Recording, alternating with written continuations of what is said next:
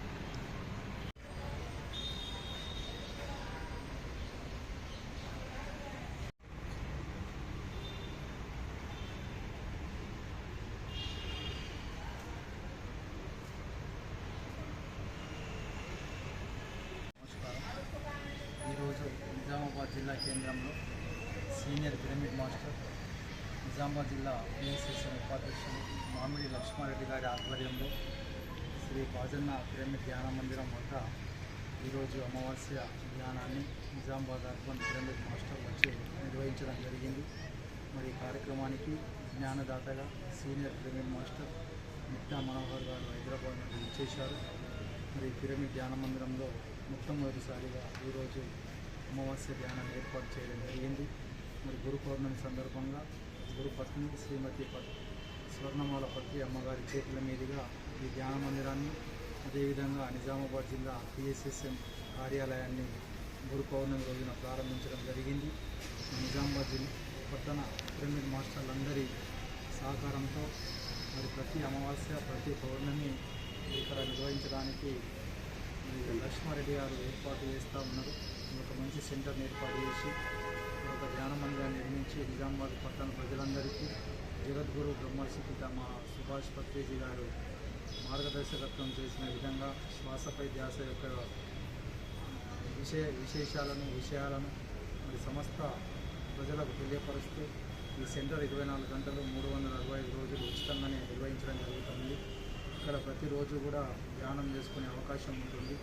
ప్రతి అమావాస్య పౌర్ణమి కూడా నిర్వహించడం జరుగుతుంది.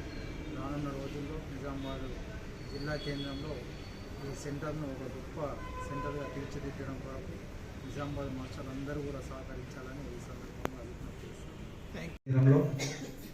మరి మన పిరమిడ్ మాస్టర్ నిజామాబాద్ జిల్లా పిఎస్ఎస్ఎం ఉపాధ్యక్షుడు మామిడి లక్ష్మారెడ్డి గారు మన నిజామాబాద్ అర్బన్లో మనందరి కొరకు అర్బన్ మాస్టర్లందరికీ సౌకర్యంగా ఉండడం కోసం మరి ఒక చక్కటి ధ్యాన మందిరాన్ని కేవలం 20 రోజుల్లోనే కంప్లీట్ చేయించి మనందరి సౌకర్యార్థం మరి వారి తండ్రి గారైనటువంటి మామిడి బాజన్న గారి పేరు మీద 10x10 పిరమిడ్ ధ్యాన మందిరాన్ని మరి గురు పౌర్ణమి రోజున గురుపత్ని స్వర్ణమాల అమ్మగారి చేతుల మీదుగా ఈ పిరమిడ్ ధ్యాన మందిరం ప్రారంభించుకొని రేపటికి 15 రోజులు అవుతుంది. మరి ఆ సందర్భంగా మరి ఈరోజు మనం అమావాస్య ధ్యానాన్ని మరి సాయంత్రం 6 గంటల నుంచి రాత్రి 8 గంటల వరకు మరి సీనియర్ పిరమిడ్ మాస్టర్ మరి పత్రి సార్లోని అనేక సంవత్సరాలు ప్రయాణం చేసి మన నిజామాబాద్ జిల్లా అంటే వారికి చాలా అద్భుతమైనటువంటి ప్రేమ. మన నిజామాబాద్ జిల్లాలో ధ్యానాన్ని శాకారాన్ని పిరమిడ్ జగత్తును ముందుకు తీసుకెళ్లడం కోసం వారు ఎప్పుడు సమయం దొరికినా మన నిజామాబాద్ జిల్లాలో క్లాసులు అరేంజ్ చేయండి అని ఫోన్ చేసి చెప్పి వచ్చేటటువంటి మిట్టా మనోహర్ గారికి ఒకసారి గట్టిగా చప్పట్లతో ధన్యవాదాలు తెలియజేస్తాం. మరి ఇంత మంచి ధ్యాన మందిరాన్ని ఏర్పాటు చేసి మరి పిఎస్ఎస్ఎం నిజామాబాద్ జిల్లాకు ఒక కార్యాలయాన్ని ఏర్పాటు చేయడానికి సహకరించిన మన మామిడి లక్ష్మారెడ్డి సార్ గారికి కూడా ఒకసారి గట్టిగా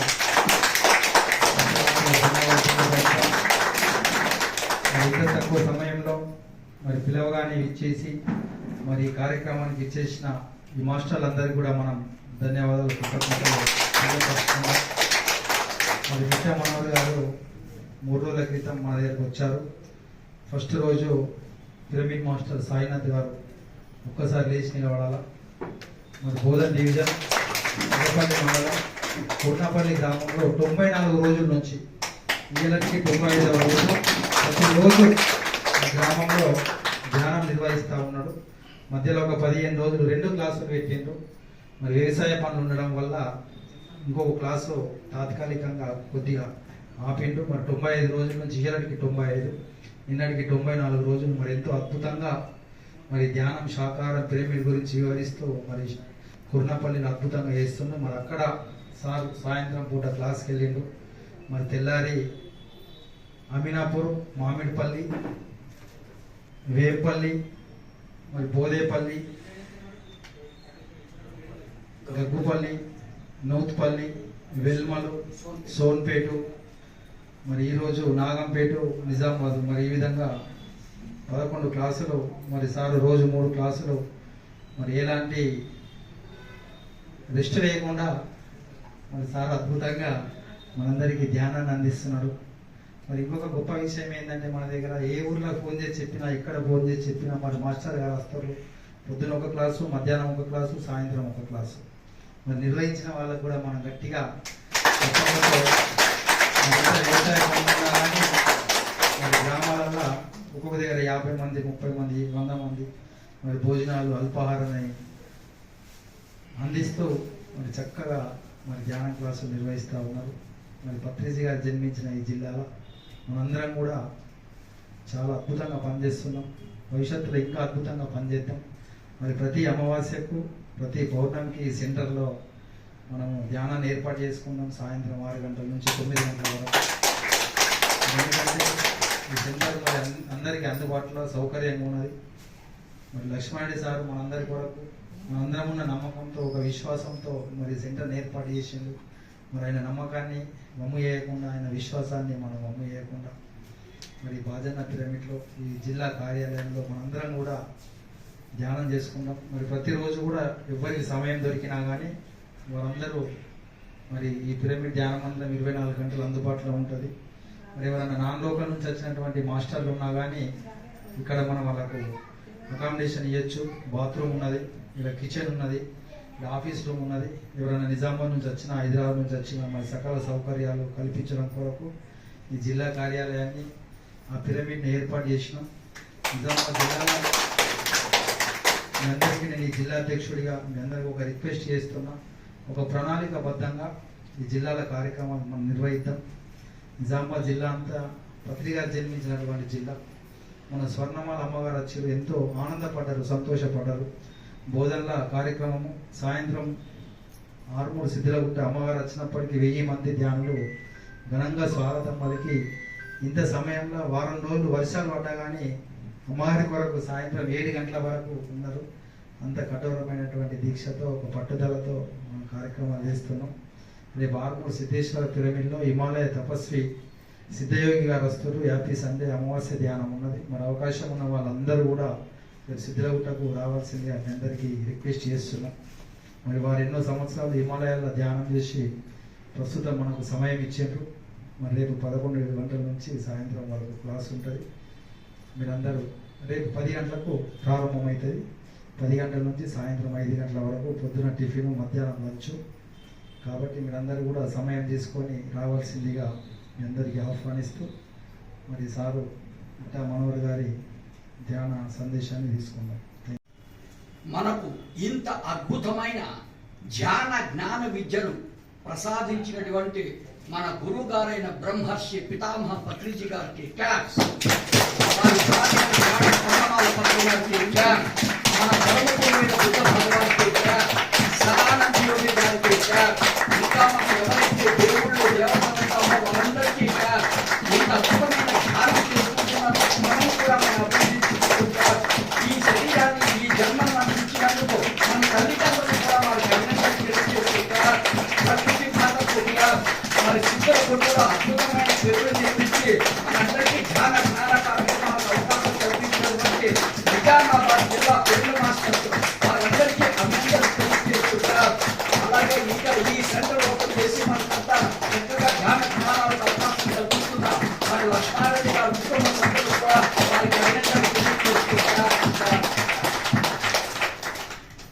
వారి ఇంట్లో మరి దాదాపు 4-5 సప్తాలు అద్భుతంగా పెట్టి అద్భుతంగా చేశారు. మళ్ళీ అదేవిధంగా మన ప్రేమ్ మాస్టర్ గారు, మన అరుణ్ బాబు సారు, మిగతా మాస్టర్లు అందరూ కూడా 51 రోజులు, 51 గృహాలు, 51 మాస్టర్లు నిజామాబాద్ అద్భుతంగా మన ప్రేమ్ సార్ కానీ, అరుణ్ బాబు సార్ కానీ, మన మిగతా మాస్టర్లు అందరూ కూడా ఎంతో అద్భుతంగా 41 రోజులు, 41 గృహాలు, 41 మాస్టర్లు నిజామాబాద్ జిల్లాలో ప్రారంభిస్తే ఈ జిల్లా కేంద్రంలో మరి 51 రోజులు, 51 గృహాలు, 51 మాస్టర్లతోని మన కానిస్టేబుల్ గంగాధర్ గారు, మిగతా మాస్టర్లు అందరూ, మా సార్ అయితే ప్రతిరోజు పాల్గొన్నారు సార్.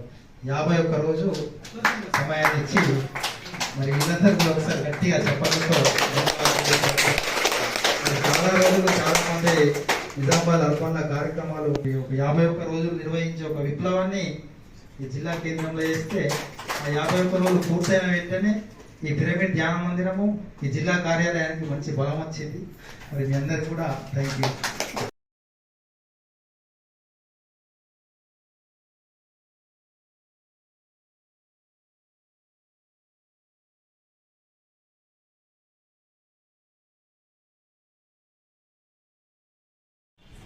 బ్రహ్మర్షి పితామహ పత్రిజీ గారికి అనంతకోటి ప్రణామం అర్పిస్తూ నిజామాబాద్ జిల్లాలో పత్రిజీ గారి యొక్క జన్మస్థల జిల్లా బోధనపట్నము శంకర్నగర్లో వారు జన్మించారు.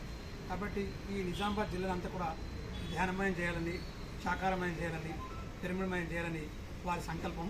ఆ సంకల్పం అనుసరిగా మా యొక్క ఏఎస్ఎస్ఎం నిజామాబాద్ అధ్యక్షులు సాయికృష్ణ గారి ఆధ్వర్యంలో ఊరూర ధ్యానము, ఇంటింట ధ్యానము, గడప గడప ధ్యానం అనే గొప్ప నినాదంతో అనేక కార్యక్రమాలు చేపట్టడం జరిగింది.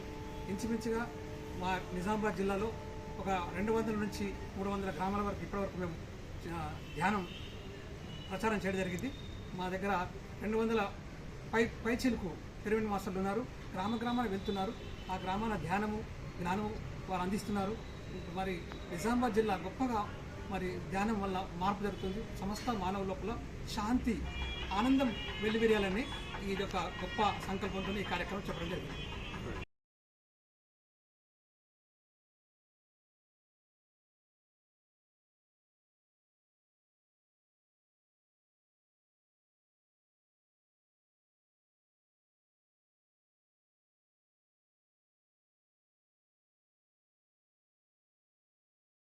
బ్రహ్మర్షి పితామ పత్రిజీ గారి దివ్య ఆశీస్సులతో ధ్యానం అంటే శాస్త్రీయ ధ్యాస అహింస జగత్ నిర్మాణకై, జగత్ సాధనకై, సకల జీవుల సంరక్షణకై, భూమాత పరిరక్షణకై, పత్రిజాశ సిద్ధికై, లోకహితం కొరకై ఈ మహద్భుత లోకకార్యంలో పాల్గొని జ్ఞాన జగత్ కి జ్ఞాన జగత్ కి సాకర జగత్ కి సాకర జగత్ కి పిరమిడ్ జగత్ కి పిరమిడ్ జగత్ కి అహింస జగత్ కి అహింస జగత్ కి జై బోలో పత్రి మహారాజ్ కి జై బోలో పత్రి మహారాజ్ కి. నా ఆధ్యాత్మిక ప్రయాణం అది ఇప్పుడు నా సబ్జెక్ట్. పత్రిజీ గారితో నా ఆధ్యాత్మిక ప్రయాణం. మాది హైదరాబాద్ కాదు. నేను కేవలం 24 సంవత్సరాలు మాత్రమే హైదరాబాద్కి వచ్చాను. నేను పుట్టిన ప్లేసు అనంతపురం జిల్లా ధర్మవరం. ఆడవాళ్ళకు బాగా తెలుసు మా ఊరి పేరు. మా ఊళ్ళో పట్టు చీరలు తయారైతాయి. ధర్మవరం పట్టు చీరలు, అదే మా ఊరు. నేను పుట్టిన ఊరు అదే. సుభాష్ పత్రాలకు గురువుగారు పుట్టిన నిజామాబాద్ జిల్లా, కానీ ధ్యాన ప్రచారం స్టార్ట్ చేసింది కర్నూలు అన్న ఊరు, మా పక్క జిల్లా. నేను అప్పుడే ఆ గురుగారితో పరిచయం అయింది.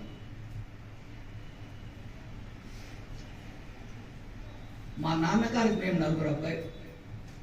I am the last one. నేను ఎలా ధర్మవరం నుంచి హైదరాబాద్ షిఫ్ట్ అయ్యానో, మా ఎల్డర్ బ్రదర్ కూడా ధర్మవరం నుంచి చిత్తూరు జిల్లా తిరుపతి అని ఊరు షిఫ్ట్ అయ్యాడని. తిరుపతి ఊరు పేరు. అక్కడ ఆయన ఒక హౌస్ కన్స్ట్రక్షన్ చేశాడు. దానికి గృహప్రవేశం అని ఒక కార్యక్రమం పెట్టారు. మా బ్రదర్ గారు మమ్మల్ని ఇన్వైట్ చేశారు. మీరు రావాలి, మమ్మల్ని పిలిచారు. మాది ఒక పెద్ద ఫ్యామిలీ, 100 మంది మా కుటుంబ సభ్యులు. అలాగే మేమంతా తిరుపతి అనే ఊరికి వెళ్ళాం. 1994లో జరిగింది, 94 స్టార్టింగ్. ఆ రోజు ఉదయం కార్యక్రమం అయితేనే మధ్యాహ్నం లంచ్ టైంలో మా అన్నయ్యకి అబ్బాయి ఉన్నాడు. అతని పేరు మిట్టా శ్రీనివాస్. అతని ద్వారా నేను ఈ ధ్యానంలోకి రావడం జరిగింది. ఆ మిట్టా శ్రీనివాస్ థ్యాంక్స్ చెప్పాలి. నా దగ్గరకు వచ్చి, బాబాయ్ ఈరోజు సాయంకాలం మన ఇంటికి ఒక గురుగారు వస్తున్నారు, ఆయన పేరు సుభాష్ పత్ర అంటారు, ఆయన ధ్యానం అనేది నేర్పిస్తారని చెప్పారు. నాకు ఆ సుభాష్ పత్ర ఎవరో తెలియదు. ధ్యానం అన్న పేరు ఎప్పుడు నేను వినలేదు అంతవరకు. సాయంకాలం 6 గంటలకు గురుగారిని మా అన్నయ్య గారికి తీసుకొచ్చారు. గురుగారు ఇలా కూర్చున్నారు, మేము 100 మంది అలా కూర్చున్నాం, మా ఫ్యామిలీ మెంబర్స్. మా అబ్బాయి ఇక్కడ వచ్చి, ఈయనే మన గురువుగారు, ఈయన పేరు సుభాష్ పత్ర అంటారు. అప్పుడు ఆ సుభాష్ పత్ర గారు ఏం చెప్పారు, ఇప్పుడు మనం ధ్యానం చేసుకున్నాం, ఎలా చేయాలని చెప్తా, అలా 1 గంట ధ్యానం చేయాలన్నారు. ధ్యానం చేసి విధానం చెప్పాడు ఆయన. చెప్పి 1 గంట కళ్ళు మూసుకోండి అన్నాడు. 1 గంట కళ్ళు మూసుకున్నాం. అది అయిపోతానే ధ్యానంలో 2 రకాల ధ్యానాలు ఉంటే ప్రతి ఒక్కరు గుర్తుపెట్టుకోవాలన్నారు. ఏంటి ఆ 2 రకాల ధ్యానాలు అడిగారు. ఒకటి సరి అయిన ధ్యానం, రెండోది సరికాని ధ్యానం. అలా ఉంటుంది అన్నారు. మరి సరి అయిన ధ్యానం అంటే ఏంటి, సరికాని ధ్యానం ఏంటి, నేను మాకు చెప్పాలని అడిగాను ఆ సుభాష్ పత్ర గారు. అప్పుడు ఆయన చెప్పాడు, మనం జీవించేది అడవుల్లో కాదు, సొసైటీలో, సమాజంలో. ధ్యానంలో కూర్చున్నప్పుడు ప్రతి వ్యక్తికి ఖచ్చితంగా ఆలోచనలు వస్తాయి. మరి తప్పు అనకూడదు ఎవరు. 1 గంట కూర్చున్నప్పుడు ధ్యానంలో 5 నిమిషాలు 10 నిమిషాలు రావచ్చు. గంట మొత్తం మనం ఆలోచనతో ఉంటే అప్పుడు వాళ్ళు గుర్తుపెట్టుకోవాలి, నేను ఈరోజు సరికాని ధ్యానం చేశానని లైఫ్లా గుర్తుపెట్టుకోవాలి. ఎవరైనా వాళ్ళే జడ్జి. ఎప్పుడు కూర్చున్నా వాళ్ళు చెక్ చేసుకోవాలి. ఇది నేను బేసిక్ చెప్తున్నా. ధ్యానం చేసే వాళ్ళంతా తెలుసుకోవాలి. వాళ్ళకి తెలుస్తుందంట నేను ఈ గంట మొత్తం ఎలా ఉన్నాను. అలా కాకుండా 10 నిమిషాల ఆలోచనలు వచ్చి ఆ తర్వాత ఆలోచనలు నాకు లేవు అంటే అప్పుడు వారు సరియైన ధ్యానం చేసినట్టు అవుతుంది. ధ్యానం అంటే శ్వాస మీద ధ్యాస ద్వారా ఆలోచన రహిత స్థితిలో ఉండడం అయ్యా. Thoughtless stage is the meditation. ఎప్పుడు ఎవరు ధ్యానంలో కూర్చున్నా ఇది చెక్ చేసుకుంటున్నారు. నేను ఈరోజు సరియైన ధ్యానం చేశాను తెలిసిపోయింది. నేను సరిగ్గా ధ్యానం చేసి ఈరోజు పురుగా చెప్తా నాకు అర్థమైంది. ఇప్పుడు నేను ధ్యానం చేసేవారు ధ్యానం చేసే టైంలో కొన్ని అనుభవాలు వస్తే నేను చెప్తా, వచ్చిన వాళ్ళు చేతులు పైకెత్తాలన్నాడు గురువు గారు. నేను కూడా చెప్తా. ఇప్పుడు ఇక్కడ ఎవరికైనా వచ్చింటే వాళ్ళు కూడా చేతులు హ్యాండ్ రైజ్ చేయవచ్చు. ధ్యానం చేసే వారికి ధ్యానం చేసే టైంలో కలర్స్ కనిపిస్తాయంట. బ్లూ కలర్, రెడ్ కలర్, ఇలా. మరి ఎవరికైనా కలర్స్ కనిపించారు? వాళ్ళకి ఒకసారి క్లాస్ కూడా దాని అర్థం ఏంటి నేను అడిగాను గురువు గారు. ప్రతి మనిషికి బయట కనపడదు, లోపల 6 చక్రాలు ఉంటాయి. మూలాధార, స్వాధిష్టాన, మణిపూరక, అనాహత, విశుద్ధ, ఆజ్ఞ. సహస్రార చక్రం కాదు, స్థితి. అది ప్రతి వ్యక్తిలో కుండలిని శక్తి ఉంటుంది. ఒక్క ధ్యానం చేసినప్పుడు మాత్రం అది ఉత్తేజితం ఉంటుంది. ఒక్కొక్క చక్రం ఒక్కొక్క కలర్ ఉంటుంది. ఈ కుండలి శక్తి ఏ చక్రా మీదకి వెళ్ళిపోతుందో అప్పుడు ఆ కలర్ కనిపిస్తున్నారు. కొంతమందికి 2 కలర్స్ 3 కలర్స్ కనిపిస్తాయి. అంటే వారి కుండలి శక్తి 2-3 చక్రాల మీద యాక్టివేషన్ అయిందని అర్థం. కొంతమందికి ఒకే కలర్ కనిపిస్తుంది, అంటే ఒక చక్రం మీద యాక్టివేషన్ కాదు. ఇది గుర్తుపెట్టుకోవాలి ధ్యానం చేసేవారు అన్నారు. రెండో అనుభవం, విజన్స్ కనిపిస్తాయి. చెట్లు, చేమలు, కొండలు, గుట్టలు. ఎవరికైనా వచ్చిందా ఈ అనుభవం? వచ్చిందా? రైట్. వాళ్ళకి ఒకసారి ధ్యానం చేసినప్పుడు మీరు కళ్ళు మూసుకున్నారా, కళ్ళు తెరిచారు? కళ్ళు మూసుకుంటే మీకు ఎలా కనిపించారు? మీరు చూసామన్నారు, ఎలా చూశారు? కళ్ళు మూసుకున్నారా? చాలా మంది ధ్యానం చేసే వాళ్ళకి ఒక సందేహం, డౌట్ ఉంటుందంట. ఆయన క్లారిఫికేషన్ ఇచ్చాడు. నాకు థర్డ్ ఐ ఓపెన్ అయిందా లేదా అనుకుంటుంటారట వాళ్ళు. ఈమెకు థర్డ్ ఐ ఓపెన్ అయింది. ఆ థర్డ్ ఐతో చూసింది. ఆ గుర్తుపెట్టుకోండి.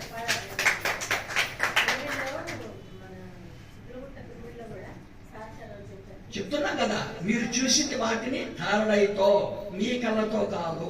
గుర్తుపెట్టుకోండి. మీకు థర్డ్ ఐ యాక్టివేషన్ అయిపోయింది. మనం చూసింది ఆ థర్డ్ ఐతో. నెక్స్ట్ మాస్టర్స్ కనిపిస్తారట. వాళ్ళని ఋషీశ్వరులు అంటారు తెలుగులో. వాళ్ళు కనిపించే విధానంలో కూడా తేడాలు ఉంటాయంట. ఏంటి తేడాలని అడిగాను గురువుగారు. కొంతమందికి ఈ తల మాత్రమే కనిపిస్తుంది, హెడ్. అంటే వారి ధ్యానశక్తి అంతవరకే ఉందని అర్థం. ఆ మాస్టర్ తల మాత్రమే చూసి శక్తి పొందారు ధ్యానం. కొంతమందికి ఇక్కడ నుంచి ఇక్కడ మొత్తం శరీరం అంతా కనిపిస్తుంటుంది. అంటే వాళ్ళ ఎనర్జీ పెరిగిందని అర్థం. ఇలా కూడా మాస్టర్స్ కనిపిస్తారు. ప్లస్ వాళ్ళకు కామరూప విద్య తెలిసి ఉంటారు. ఆ ఋషీశ్వరులకి, మాస్టర్స్ వాళ్ళకి ఏ రూపం కావాలంటే ఆ రూపం వస్తుందంట. వాళ్ళు అప్పుడప్పుడు ఇష్టంగా సింహంగా కనిపిస్తారంట, పులిగా ఉంటారు, ఏనుగా ఉండాలనుకుంటారు. వెంటనే ఏనుగైపోతారు, వెంటనే సింహం అయిపోతారు, వెంటనే పులి అయిపోతారు. కొంతమంది ధ్యానం చేసే టైంలో పులి, సింహం, ఏనుగు కనిపిస్తారు. అది పులి కాదు, సింహం కాదు, ఏనుగు కాదు. They are the masters. వాళ్ళు అలా ఉంటారు. మనం వాళ్ళు అడగాలి, నాకు మీ మానవ రూపంతో కనిపించండి. వెంటనే మానవ రూపంలోకి వచ్చేస్తారు. మనం ఎవరైనా కనిపిస్తానే మీ పేరేంటి అని అడుగుతాం. మనం కూడా అడగాలి, మీ పేరేంటి? నా పేరు అగస్త్యుడు, నా పేరు వశిష్ఠుడు, నా పేరు భరద్వాజుడు చెప్తారు. నాకు మీరు జ్ఞానాన్ని ఇవ్వాలి అడగాలి. వాళ్ళందుకే కనిపించారు. వాళ్ళు జ్ఞానం ఇస్తారు. వాళ్ళు పెదవులు పలుకుతూ ఉంటారు, కానీ మనకి ఇప్పించారు. అంటే మన ధ్యానశక్తి తక్కువదని అర్థం. ఎప్పుడైతే మన ధ్యానశక్తి పెరుగుతుందో వాళ్ళు చెప్పేదంతా క్లియర్గా వినొచ్చు మనం. అందుకే వాళ్ళు కనిపిస్తారు. కనిపించి అడగాలి. ఇది ఒక అనుభవం ధ్యానం చేసేవారు. నెక్స్ట్, ధ్యానం చేసే సమయంలో ఈ తల కిందికి వారిపోతున్నారు కొంతమంది. వాళ్ళు తల వాలిందని పైకి తీసుకొస్తారంట. That is wrong. ఆ పిచ్చి పని ఎవరు చేయకూడదు. తల మీరు వాల్చరా, అదే వాలి, అదే పైకి వస్తుంది. కాబట్టి ఇట్లాంటి పిచ్చి పనులు చేయకూడదు ధ్యానం చేసేవారు. వచ్చింది ఎవరికైనా అనుభవం గుర్తుపెట్టుకోవాలి.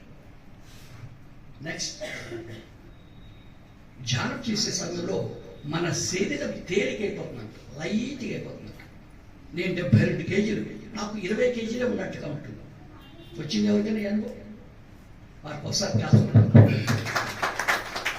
నాకు ఒక టైంలో నా బరువు పెరిగినట్టు ఉంటుంది శరీరం. 120 కిలోలు 110 కిలోలు ఉన్నట్టుగా ఉంటున్నాను. అది ఒక అనుభవమే ధ్యానం. వచ్చింది ఇక్కడ ఎవరికైనా? వచ్చిందా? వాళ్ళకి ఒకసారి క్లాస్ కొడతాం. 5 అడుగుల 8 ఇంచులు నేను హైట్, ఎత్తు అంటాం మేము తెలుగులో. నాకు ఒక టైంలో 14 అడుగులు అయినట్టు అయిపోతుంది. ఆంజనేయ స్వామిగా నేను కూడా పెరిగిపోతాను. అది నాకు అనుభవం ధ్యానం. మీకు వచ్చింది ఎవరికైనా? నెక్స్ట్, నేను ఒక అడుగు అయినట్టుగా ఉంటాను. ఆంజనేయ స్వామి అలా అవుతాను, నేను కూడా అలా అవుతాను ధ్యానం చేసే టైం. ఇది కూడా ఒక అనుభవమే. వచ్చింది ఎవరికైనా? నెక్స్ట్, ఈ బాడీ ధ్యానం చేసే టైంలో విపరీతంగా షేక్ ఇస్తాను. ఫుల్ షేక్ ఇస్తున్నారు. వచ్చింది ఎవరికైనా? మీరు ఊగారా? అదే ఊగిందా? మీరు ఊగరా? అదే ఊగింది. దాని అర్థం విశ్వమయ ప్రాణశక్తి అనేది ఉందంట. కంటికి కనపడదంటారు, కొన్ని కంటికి కనపడమంటారు, కానీ ఈ మనుషులు ఉందని నమ్ముతారు. ఒక ఉదాహరణ చెప్పండి. గురుగారిని అడిగారు, ఇప్పుడు తిరుపతిలో ఇక్కడ గాలి ఉందా అడిగారు. ఉంది అన్న. చూపించడన్నా, చూపించలేమన్నా. నేను చెప్పేది అదే, విశ్వమయ ప్రాణశక్తి ఉంది, కంటికి కనపడదు. ఒక్క ధ్యానం చేసేది మాత్రం మనలోకి ఫ్లో అవుతా ఉంటుంది. ఎప్పుడైతే ఎక్కువగా ఫ్లో అవుతుందో అప్పుడు వారి బాడీ కంట్రోల్ తప్పవుతుంది. విపరీతమైన షేక్ ఇస్తున్నారు బాడీ. వాళ్ళు గుర్తుపెట్టుకోవాలి. ఇప్పుడు నేను అద్భుతంగా ధ్యానం చేశాను, నాలోకి ఎంతో విశ్వమయ ప్రాణశక్తి ప్రవేశించింది. ఇంకొకటి కూడా వర్తిస్తుంది, అది కూడా గుర్తుపెట్టుకోవాలి ధ్యానం చేసేవాళ్ళు. దీనిని ఫిజికల్ బాడీ అంటారంట. తెలుగులో అయితే స్థూల శరీరం అంటారంట. లోపల ఇంకో శరీరం ఉంటుందంట మనిషి, దాన్ని ఆస్ట్రల్ బాడీ అంటారంట. తెలుగులో అయితే సూక్ష్మ శరీరం. అది బయటికి రావడానికి ప్రయత్నం చేస్తూ ఉంటుందంట లోపల నుంచి. అప్పుడు ఫుల్ షేక్ ఇస్తూ ఉంటుంది బాడీ. గుర్తుపెట్టుకోవాలి వాళ్ళు. ఆస్ట్రల్ బాడీ బయటకు రావడానికి ప్రయత్నం చేస్తున్నారు. ఇది ఒక అనుభవం ధ్యానం చేసుకోవాలి. నెక్స్ట్, ధ్యానం చేసే టైంలో మంచి సుగంధ పరిమళాల వాసన వస్తూ ఉంటుందంట. అగరబత్తిని వెలిగిస్తే ఎలా ఉంటుందో, పుష్పాలు ఎలా ఉంటుందో వాళ్ళు కళ్ళు తెచ్చి చూస్తారు, ఇక్కడ ఉన్నాయా అని. ఉండవు. మళ్ళీ కూర్చుంటే సేమ్ ఎక్స్పీరియన్స్ వస్తుంది. వచ్చింది ఎవరికైనా? ఎస్, వాళ్ళకి ఒకసారి క్లాస్. దాని అర్థం ఎక్కడ ధ్యానం జరుగుతుందో అక్కడికి ఊర్తులో కోసం వస్తారు. మేము ఆస్టల్ మాస్టర్స్ అంటారు వాళ్ళ ఇంగ్లీష్లో. వారికి చాలా ఇష్టం ధ్యానం అంటే. రామాయణ ప్రవచనం ఎక్కడ జరుగుతుందో ఆంజనేయ స్వామి అక్కడికి వస్తాడు. ఆయన చాలా ఇష్టం. ఆయన అక్కడ వేరే రూపంతో ఉంటాడు. ఇక్కడ ధ్యానం జరిగినప్పుడు కూడా వాళ్ళు వస్తారు, కానీ వాళ్ళు అక్కడ ఆస్ట్రల్ బాడీతో ఉంటారు. మనం చూడలేం వాళ్ళని. ఈ కళ్ళు ఇంకా ఆ శక్తి పొందలే.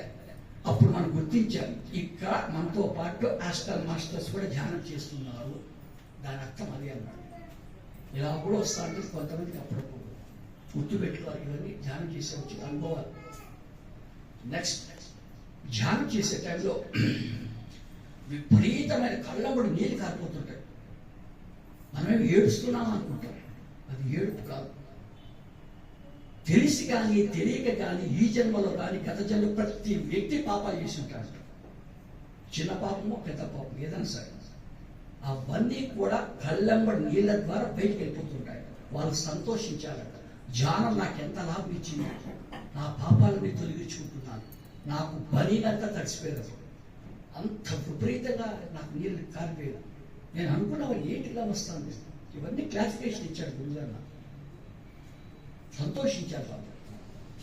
నెక్స్ట్ నాకు విపరీతమైన ఆవలితో వస్తాయి ధ్యానం చేసేటప్పుడు, విపరీతంగా. దాని అర్థం ఇప్పుడే చెప్పారు, ప్రతి వ్యక్తిలో 6 చక్రాలు ఉంటాయి. దీని కంఠస్థానం అంటారు. ఇక్కడ విశుద్ధ చక్రాలు ఉంటుంది. ఈ కుండల శక్తి రైజ్ అవుతుందన్న ధ్యానం చేసే టైంలో ఇక్కడ ఎక్కువగా యాక్టివేషన్ అవుతుంది. అప్పుడు వారికి అలా విపరీతమైన అవలింతలు వస్తాయి. ఇది గుర్తుపెట్టుకోవాలి ధ్యానం చేసేవాళ్ళు. నెక్స్ట్ ధ్యానం చేసే టైంలో ఎవరు ఉండరు. మన ఇంట్లో మనం ఒక్కరే ఉంటాం, తలుపు గడిగులు పెట్టేసి ఉంటాం. మనకి ఎలా ఉంటుంది ధ్యానంలో? అక్కడ ఎవరో నడుస్తున్నట్టుగా ఉంటుంది, మన పక్కన ఉన్నట్టు ఉంటుంది వాళ్ళు, మన బాడీ టచ్ చేసినట్టు ఉంటుంది వాళ్ళు. క్లియర్గా అర్థమవుతాడు. మనకు డౌట్ వస్తుంది, నేను తలుపేశాను, గడి పెట్టాను, నేను ఒక్కరే ఉన్నా ఇంట్లో, కానీ ఇక్కడ ఎవరు నడుస్తున్నారు, ఇక్కడ ఎవరు నా పక్కనే ఉన్నారు, నన్ను టచ్ చేస్తున్నారు. వారు కళ్ళు తెరిచి చూస్తారు, ఇక్కడ ఎవరైనా ఉన్నారా? ఎవరు కనిపించారు, వాళ్ళు కనిపించారు. మళ్ళీ వాళ్ళ జాలో కూర్చుంటారు, వాళ్ళకి సేమ్ ఎక్స్పీరియన్స్ వస్తున్నారు. అప్పుడు వాళ్ళు భయపడి ధ్యానం ఆపేస్తారు. మా ఇంట్లో ఒక దయ్యం వచ్చింది, ఆ దయ్యం తిరుగుతుంది, ఆపేస్తారు. తప్పు. ధ్యానం చేసే వారందరూ ఒక విషయం ఎప్పుడు బాగా గుర్తుపెట్టుకొని చెప్తున్నా అని అన్నాడు సుభాష్. ధ్యానం చేసే వారికి ఎప్పుడు చెడు జరగదు. Please underline this point. వారిలో చెడు ఉంటే తొలగిపోతున్నది, ఎప్పుడు చెడు జరగదు. అక్కడ ఒక ఆస్టర్ మాస్టర్ ఉన్నారు, వాళ్ళకి చాలా ఇష్టమైంది, నువ్వు బాగా ధ్యానం చేస్తున్నావు.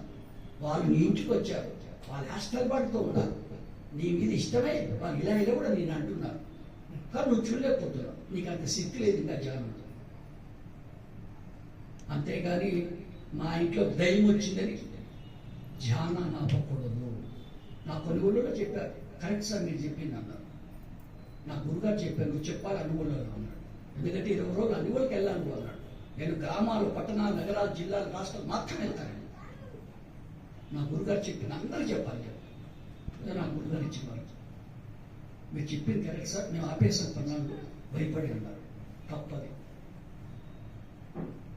ఇలా అనుభవాలు వస్తే ధ్యానం చేసేవారు. ప్లస్ మన జీవించే విధానాల్లో చేంజెస్ వస్తాయి. కొంతమంది చెప్పుకోవాలి, ఇది కూడా నా ధ్యాన అనుభవమే. ఏం చేంజెస్?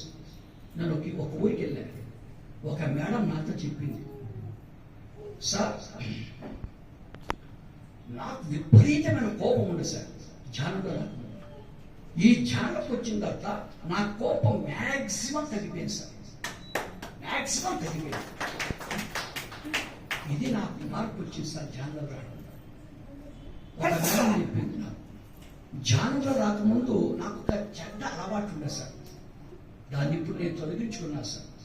నాకు ఉదయం లేచి రాత్రి పడుకునేంత వరకు మాట్లాడకపోతే తోచదు సార్, ఎప్పుడు నేను మాట్లాడాల్సిందే, కానీ నాకు తోచదు. మరి ఎవరు కనపడకపోతే ఏం చేస్తా మేడం? మా ఇంట్లో కొడతా మాట్లాడతా సార్, నేను మాట్లాడాలంటాను. కానీ తర్వాత తెలిసింది అలా మాట్లాడడం తప్పని. అలా మాట్లాడితే వాళ్ళు తమ శక్తిని కోల్పోతూ ఉంటారు, ఎనర్జీ లాస్ అవుతుంది. అవసరమైతే నోరు ఇప్పి మాట్లాడలేక నోరు మూసుకొని ఉండాలి. ఇప్పుడు నేను నోరు మూసుకొని ఉంటున్నా సార్, నేను నోరు ఇప్పుడు లేదు సార్, నాకు మార్పు వచ్చింది సార్. ఎస్, మంచి నీకు అనుభవం వచ్చింది మేడం. ఇలాంటివి కూడా వస్తాయనుకోవటం.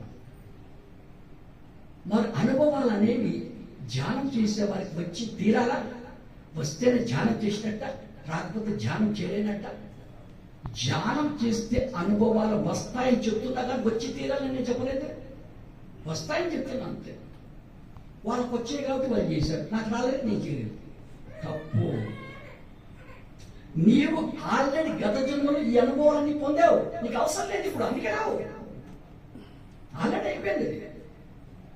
కాబట్టి ఎవరు ఫీల్ కావాల్సిన అవసరం లేదు. కానీ ఒకటి మాత్రం ఇంపార్టెంట్, ఫస్ట్లోనే చెప్పాను, నేను స్టార్టింగ్ చెప్పా, గంట కూర్చుంటే నాకు 5 నిమిషాల ఆలోచనలు వచ్చాయి, 55 నిమిషాలు థాట్లెస్ లేదు. అది నాకు కావాలయ్యా ధ్యానం చేసే వాళ్ళ నుంచి, అది నాకు కావాలి. ఈ అనుభవాలు వచ్చినా ఓకే, రాకున్నా ఓకే. ఆ అనుభవాలు ఆ రోజు నాకు ఒక్కడి కూడా రాలేదు. నేను ధ్యానమే చేయలేదు కదా, నేను ధ్యానం చేసింటే నాకు వచ్చేది. మా వాళ్ళందరూ వేలాకి చేతులు వేకెత్తారు.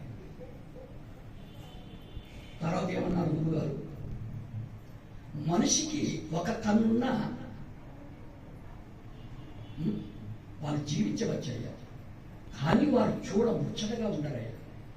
మనిషికి 2 కళ్ళు ఉంటే వారు చూడ ముచ్చటగా ఉంటారయ్యా అన్నారు. ఒక కన్నున్నా వాళ్ళు జీవిస్తారు, కానీ చూడ ముచ్చటగా ఉంటారట. అదే 2 కళ్ళు ఉంటే చూడ ముచ్చటగా ఉంటారు. మనిషికి జ్ఞానం ఒక్కటే సరిపోదయా, దట్ ఈస్ నాట్ కరెక్ట్. మనిషికి జ్ఞానం కూడా కావాలి, అప్పుడే ఆ మనిషి అద్భుతంగా ఉంటాడు. ఇంతవరకు మీకు జ్ఞానమే చెప్పా, ఇప్పటి నుంచి మీకు జ్ఞానం చెప్తాను అని కంటిన్యూగా 1.5 hour జ్ఞానబోధం చేశాడు. 3 hours ఉన్నాడు మా అన్నయ్య గారు పత్రిక గారు. రాత్రి గురుగారికి డిన్నర్ ఇచ్చాడు. మా అబ్బాయి అంటే మా అన్నయ్య గారు నన్ను తీసుకెళ్ళి గురుగారు పరిచయం చేశాడు. గురుగారు ఈయన మా నాన్నగారు తమ్ముడు, మా బాబాయ్. ఈయన పేరు మిట్టా మనోహర్, ఈయనది అనంతపురం జిల్లా ధర్మవరం అని చెప్పాడు. అప్పుడు గురుగారు అన్నారు, ఓ ఈ మిట్టా శ్రీనివాస్ వాళ్ళ బాబాయ్ అనుభవం అన్నాడు.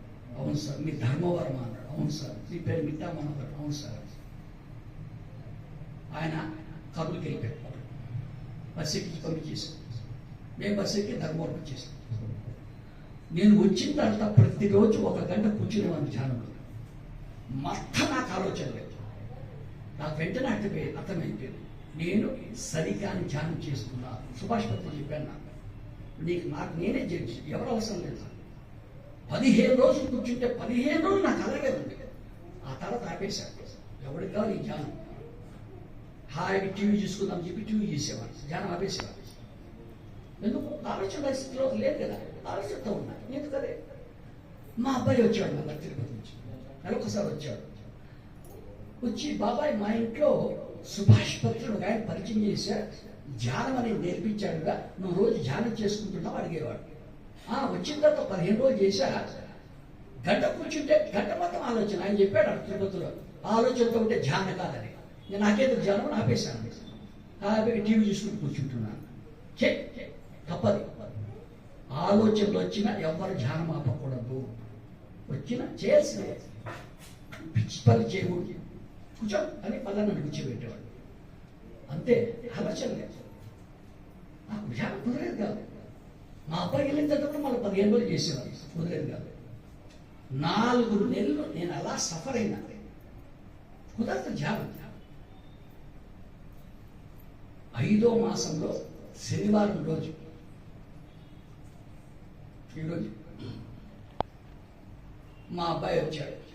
బాబాయ్ రేపు ఆదివారం అన్నాడు. నాకు కూడా తెలుసు ఏంటి ప్రత్యేకత. ఫస్ట్ టైం సుభాష్ పత్రి గారు ధర్మవరం వస్తున్నారు. ఫస్ట్ టైం ఇక్కడ మేము ఒక ఫంక్షన్ హాల్లో 1 day వర్క్షాప్ ఏర్పాటు చేసాం, నువ్వు రావాలి దానికి అన్నాడు.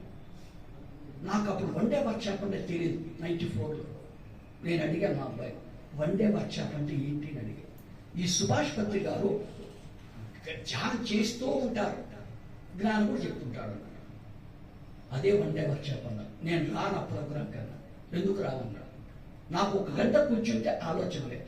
ఆయన 8 గంటలు ధ్యానం చేయిస్తాడు అక్కడ కూర్చున్నా నాకు ఆలోచన లేదు. ఎందుకు రావాలి అక్కడికి, నేను రాను ప్రోగ్రామ్ కన్నా, నాకు అవసరం లేదు. నువ్వు వచ్చి తీరాలి, నీకు ఖచ్చితంగా డెవలప్మెంట్ వస్తుంది ప్రోగ్రాంలో. దయచేసి ఒక్కసారి నా మాట విను అన్నాడు. నేను వస్తా కానీ నా కండిషన్ ఏదైతే వస్తాను, నీ కండిషన్ అది కాదన్నా. ఏది నీ కండిషన్ అన్నాడు. కేవలం 1 గంట మాత్రమే ఉంటాను, తర్వాత నేను ఉన్నాను కన్నా. అలాగే రా బాబు. అలా నేను వెళ్ళాను. మా ఊరి వాళ్ళే 300 మెంబర్స్ వచ్చారు. ఫస్ట్ క్లాస్ సుభాష్ పత్రి గారు 300 మెంబర్స్. అప్పుడు ఆయన కర్నూలు నుంచి వచ్చారు. అప్పటికి కేవలం 5 ధ్యాన కేంద్రాలు ఉంటాయి. కర్నూలు, అనంతపూర్, గుంటకల్, ఉరవకొండ. ఈ 5 కేంద్రాల నుంచి 2 మాస్టర్స్తో గురువు గారు 11 మందితో వచ్చాడు. మేమంతా హాల్లో కూర్చున్నాం. గురువుగారు వచ్చారు, గురువుగారిని పలకరించారు. మా ఊళ్ళో వాళ్ళకి ఎవరికి తెలియదు ఆ సుభాష్ పత్రి గారు, నాకు తెలిసే. తిరుపతిలో మా అబ్బాయి పరిచయం చేశారు కదా, మరి ఆయన పలకరించారు కదా, నేనే ఫస్ట్ ఫ్రంట్లో నిలబడ్డాను. 300 మంది మా ఊళ్ళో నా వెనక నిలబడ్డారు. గురుగారు వెహికల్ దిగారు సుభాష్ పత్ర. నేను వెళ్ళి గురుగారి దగ్గర బాగున్నారా సార్ అన్న. వెంటనే 10 నిమిషాలు నన్ను తిట్టాడు. రోడ్లో తిట్టున్నాడు. ఆయన తిట్టిన తర్వాత నేను అడిగా, ఎందుకు మీరు నన్ను తిట్టారు సార్ అన్న. ఎందుకు మీరు తిట్టారన్న. ఏమన్నా నాతో ఉన్నాడు. సార్ మా అమ్మ, మా నాన్న, మా తాతయ్య చెప్పారు, ఎవరైనా కనిపిస్తానే మంచిగా ఉన్నావా అని అడగమన్నారు సార్. మంచిగా ఉన్నాం. నేను అందుకే మిమ్మల్ని అలా అడిగాను, ఎంత నీ వయసు ఉన్నాడు సార్. 34 ఏళ్ళు సార్. 34 ఏళ్ళు వచ్చే బుద్ధి లేని మీద మాట్లాడే విధానంగా పలకరించే విధానం నీకు తెలియదు రా సార్. నాకు మా అమ్మ, మా నాన్న ఇలాగే చెప్పారు. చెప్తున్నా కదా, ఇలా తిట్టున్నాడు రోడ్లో మీద. మా వాళ్ళంతా బాగా నవ్వుకుంటున్నారు, ఈ మనవరు బాగా అవమానం చేస్తున్నారు సుభాష్ పత్ర. నేనేం పలకలేను నేను దగ్గర. గురుగారు మీరే చెప్పండి, నాకు తెలియదు, నేను నేర్చుకుంటాను. నేను క్వశ్చన్ వేస్తున్నా, నాకు సమాధానం చెప్పాలన్నాడు. అడగండి గురుగారు, నువ్వు గుడ్డివాడుగా, నీకు కంటి చూపు లేదా, నేను నీకు కనిపించట్లేదా అన్నాడు. నేను గుడ్డివాడిని కాదు సార్, నాకు కంటి చూపులు సార్, నేను నాకు కనిపిస్తున్నా సార్. నువ్వు గుడ్డివాడుగా అయితే నీకు కంటి చూపు ఉండదు, నేను నీ కనపడిన అప్పుడు మంచిగా ఉన్నావు అని అడగచ్చు. మరి నీ కళ్ళు ఉన్నాయన్నావే, కంటి చూపు నన్ను పట్టుకొని బాగున్నావా, మంచిగా ఉన్నావు వదిలేను కదా. చెప్పాను నేను, నేర్చుకో ఇప్పటి నుంచి చెప్పండి ముందుగా నేర్చుకుంటారు. మనకి ఎవరు కల్పించిన మనోహర్ ఫస్ట్ మనం చేయవలసింది ఇలా అన్నారు, నమస్తే అన్నారు, లేదంటే ఇలా అన్నారు. దీన్ని షేక్ హ్యాండ్ అంటారు. 2 అవసరం లేదు మనోహర్, ఒకటే. ఇదేనా ఓకే, ఇదేనా ఓకే. ఆ తర్వాత ఏంటండి కబుర్లు, ఏంటండి సంగతి, ఇది మనోహర్ పలకరించే విధానం అన్నాడు. గుర్తు పెట్టుకున్నాడు. అప్పటి నుంచి నేను ఎవరిని కూడా బాగున్నారని పలకరించట్లేదు. ఈ జ్ఞానం ఇచ్చిన పత్రిజీ గారు థ్యాంక్స్.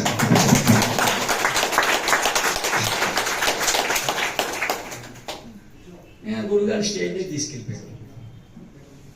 నా జిల్లా ప్రెసిడెంట్ ఈ సాయికృష్ణ లాగా మేము కూడా. అందుకే ఆ గురుగారు ఎప్పుడు మా ఇంటికి వచ్చేవాడు. ప్రతి నెల ఒక రోజు మా ఇంట్లో ఉండేవాడు సుభాష్ పత్ర. అప్పుడే ఆయనతో బాగా పరిచయం. నాకు 6 years వచ్చాడు మా ఇంటికి.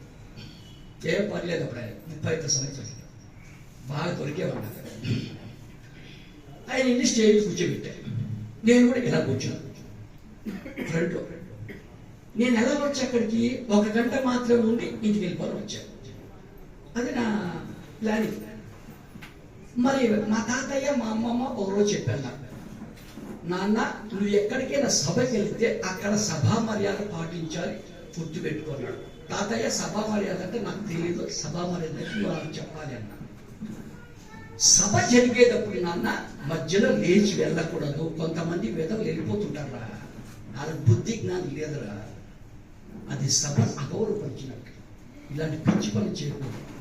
మధ్యలో లంచ్ బ్రేక్ అను లేదా సభ ముగిసినట్టు అప్పుడు బయటకు వెళ్ళాలి, అంతేగాని ఇక్కడ మాట్లాడుకుని వెళ్ళిపోతుంది. ఇట్లాంటి పిచ్చి పని చేయకుండా ఉన్నారు. మరి నేనేమో గంట తర్వాత ఇంటికి వెళ్ళిపోవాలి, నా ప్లాన్. మరి అలా వెళ్తే సభను అగౌరవపరిచినట్టు నాకు తెలుసు, కానీ వెళ్ళాలి ఇంట్లో ఉండకూడదు. ఈ దగ్గర సుభాష్ పత్ర దగ్గర నాకు వెంటనే నాకు దొంగ ఆలోచన వచ్చి ఈ పని చేస్తే బాగుంటుంది. చివరికి వెళ్ళిపోయి లాస్ట్ ఆ డోర్ దగ్గర పోయి కూర్చున్నాను. ఎందుకు అలా కూర్చున్నానంటే మా ఊళ్ళో వాళ్ళంతా స్టేజ్ మీద ఉన్న సుభాష్ పత్రం చూస్తుంటారు, నా వైపు చూడరు. వాళ్ళకి అవకాశం ఉండదు, నేను బయటికి వెళ్ళిపోయాను. కానీ ఒక వ్యక్తికి మాత్రం అవకాశం ఉంటుంది, ఆయన పేరు సుభాష్ పత్ర. అయితే నాకు అవసరం లేదు, సుభాష్ పత్రం నాకు అవసరం లేదు. మా ఊళ్ళో వాళ్ళు చూడకూడదు. ఆయన స్టార్ట్ చేయలేదు మెడిటేషన్. నేను గబ్బగబ్బా చివరికి వెళ్ళిపోయాను. వెళ్ళిపోయి చివరికి కూర్చొని 1 గంట ఇంటికి వెళ్ళిపోతాను. ఇప్పుడు మనం ధ్యానం చేద్దామన్నాడు. వెంటనే ఆలోచన నాకు కూర్చుంటాను. అదేదో 1/2 గంట అయితేనే ఏదో ఫ్లూట్ వినిపిస్తాను నాకు, ఫ్లూట్. ఇదేంటంటే ఫ్లూట్ వినిపిస్తాను నేను అనుకున్నాను. ఈయనకు ఒక అలవాటు ఉందంట, ఫ్లూట్ వాయించే అలవాటు ధ్యానంలో. ఆ తిరుపతిలో వాయించలే మా అన్నయ్య గారికి. దీంట్లో కూడా టెక్నిక్ ఉపయోగిస్తాడు సుభాష్ పత్ర. ఎవరు చెప్పడంట ఆ విషయం కూడా, అన్నీ దాచుకుంటాడట. ఆ టైంలో కొంత ఎనర్జీ పాస్ చేస్తారట. ఎవరికి అయితే ధ్యానం కుదరదో అప్పుడు వారికి ధ్యానం కుదురుతుందంట. నాకు అది స్టార్ట్ చేస్తానే వెంటనే కాంటెస్ట్లోకి వెళ్ళిపోయాను. అది చక్కటైపోయాను. ఇంకా చూడు ఆ ఫనవర్ ఆయన ఫ్లూట్ వాయిస్తూనే ఉన్నాడు. నాకు ఇంకా ఆలోచనే లేవు. 1 hour అయిపోయింది, కళ్ళు తెరవండి అన్నాడు. నాకు కళ్ళు తెరపతి కావడం లేదు. అంత దీంట్లోకి వెళ్ళిపోయినా. తీయాలంటే కష్టమే అవుతుంది, కళ్ళు చేతులు తీయాలంటే ఇబ్బంది అవుతాను. లాకైపోయినాయి చేతులు, కళ్ళు లాకైపోయినాయి, చేతులు లాకైపోయినాయి. నేను బలవంతంగా కళ్ళు ఇప్పాల్సి వచ్చింది, బలవంతంగా చేతులు ఇప్పాల్సి వచ్చింది. ఆ 30 గంటలు 3 అనుభవాలు వచ్చేసింది. ఆయన 1 hour అయిందని చెప్తే నాకు తెలిసింది. నేను 5 నిమిషాలు చేసినట్టు అనిపించింది నాకు ధ్యానం. 1 hour చేసినట్టు లేదు. నేను అప్పుడైపోయిన 1 hour అనుకున్నాను. నా శరీరం అక్కడ ఉందో నాకు తెలియదు, నా బాడీ కాన్షియస్ లేదు, నేను ఎక్కడున్నానో నాకు తెలియదు, ప్లేస్ కూడా నాకు తెలియదు, టైం తెలియదు, బాడీ కాన్షియస్ తెలియదు. అప్పుడు నాకు అర్థమైపోయింది, ఎస్ ధ్యానం గొప్పది, ధ్యానం గొప్పది. మా ఇంటికి వచ్చి సుభాష్ పత్రి నేను ఇద్దరు ఇలా మాట్లాడుకునేవారు. ఎవరు ఉండేవారు కాదు సార్తో. అన్నీ నాకు చెప్పేవాళ్ళు. మనోహర్ నీకు ఒక విషయం చెప్పాలిరా అన్నాడు. చెప్పండి గురువు గారు అన్నాడు. అనుభవమే జ్ఞానం అన్నాడు. మీరు అలా చెప్తే నాకెలా అర్థమవుతుంది సార్ అన్నాడు. ఊరికి అనుభవమే జ్ఞానం నాకెలా అర్థమవుతున్నాడు.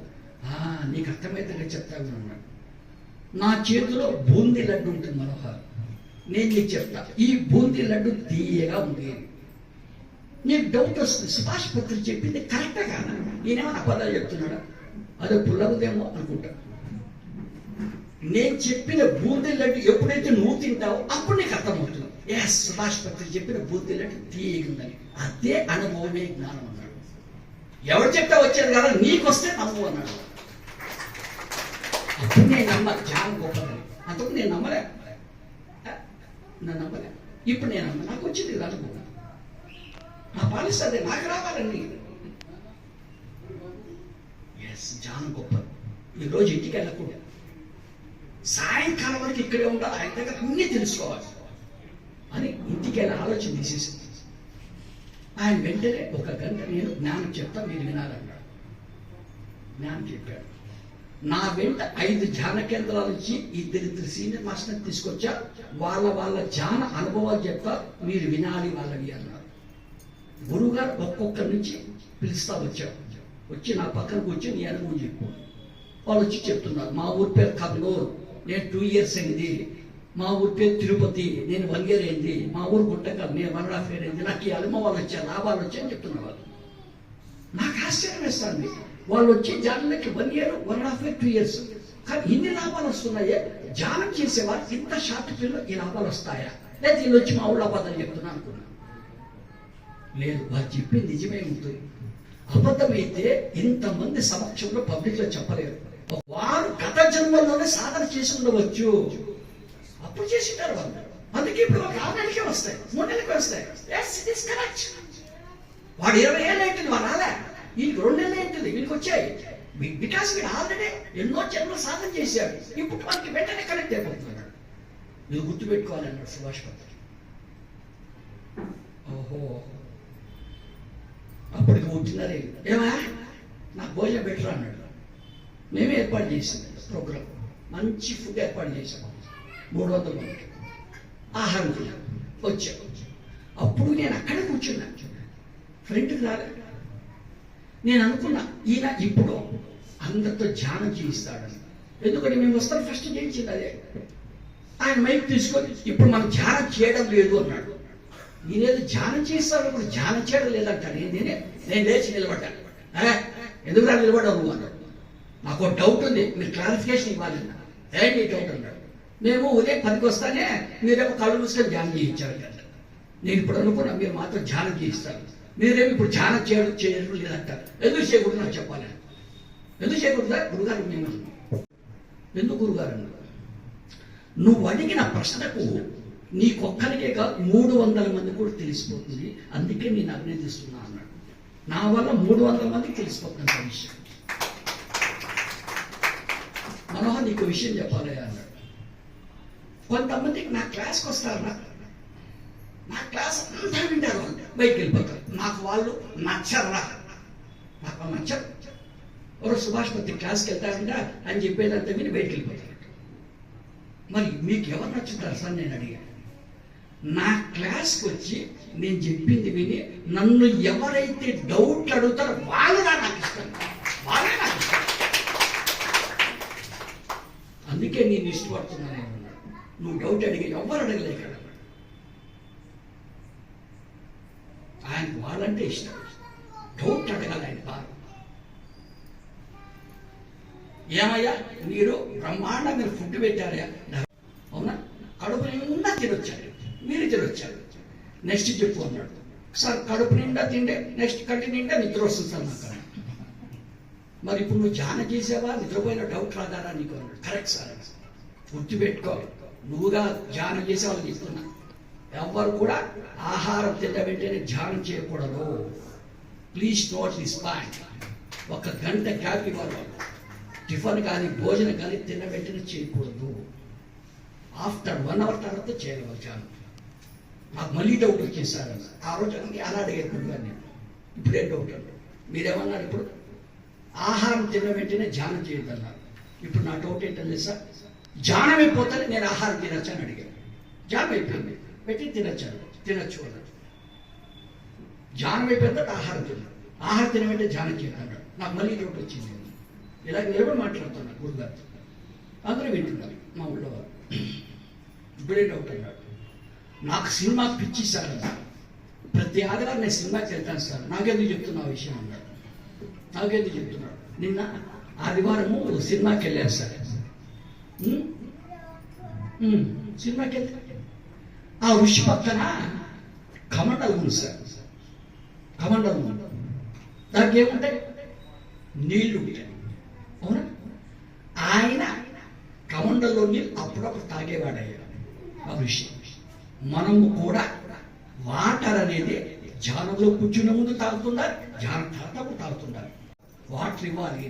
మనలో 3 భాగాలు వాటర్ ఉంటుంది. కాబట్టి వాటర్ అనేది ధ్యానంలో కూర్చుని తాగచ్చు, తర్వాత కూడా తాగచ్చు. ఇది గుర్తుపెట్టుకోవాలన్నాడు. సార్ నా డౌట్స్ క్లారిఫికేషన్ ఇచ్చారు సార్, మీకు థ్యాంక్స్ గురుగారు మీకు. అలా నేను కూర్చుంటానే 1 గంట జ్ఞానబోధ చేశారు.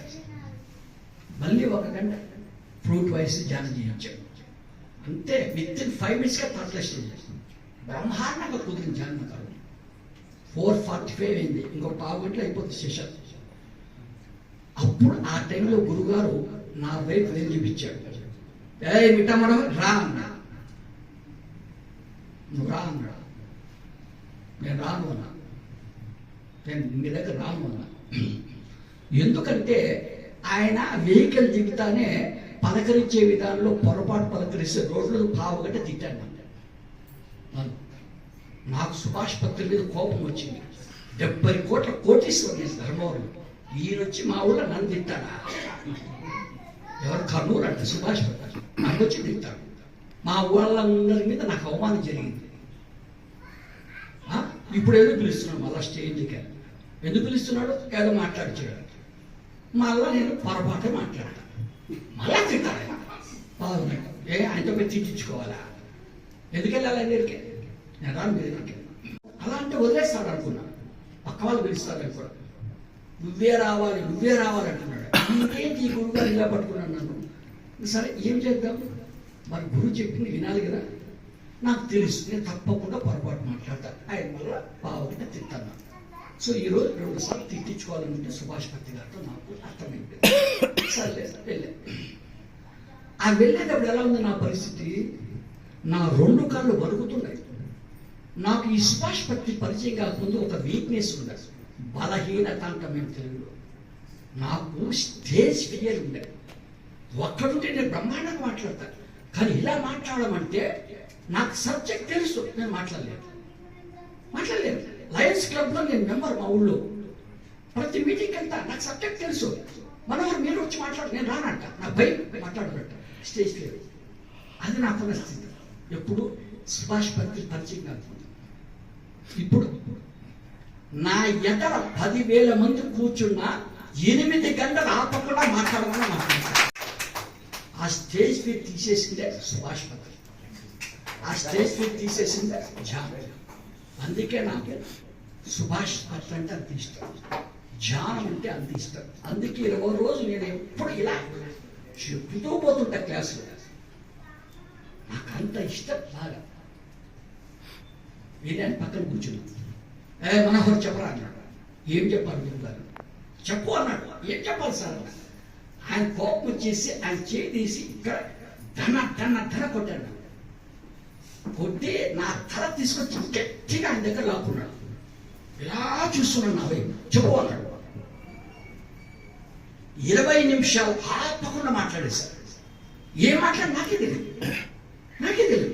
మనోహర్ నువ్వు బ్రహ్మాండంగా మాట్లాడవరా అన్నాడు. సార్ నేను మాట్లాడలేదు సార్. మరి మీరు నాతో మాట్లాడించారు, మీరు సార్ మాట్లాడించారు. మనోహర్ నన్ను పట్టేసేవారు అన్నాడు. నన్ను పట్టేసుకున్నాడు.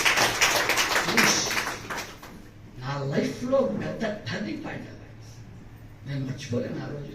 విత్ 5 minutesగా కాట్లేసేది నాకు. ఆలోచన రావు.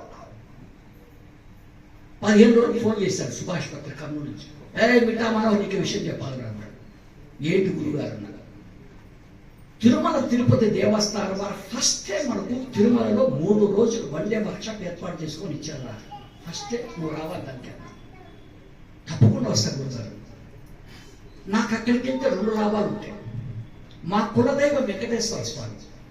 నాకు సంవత్సరానికి ఒకసారి తిరుమలకి వెళ్ళి ఆ వెంకటేశ్వర టెంపుల్ వెళ్ళే విజిట్ నాకు అలవాటు.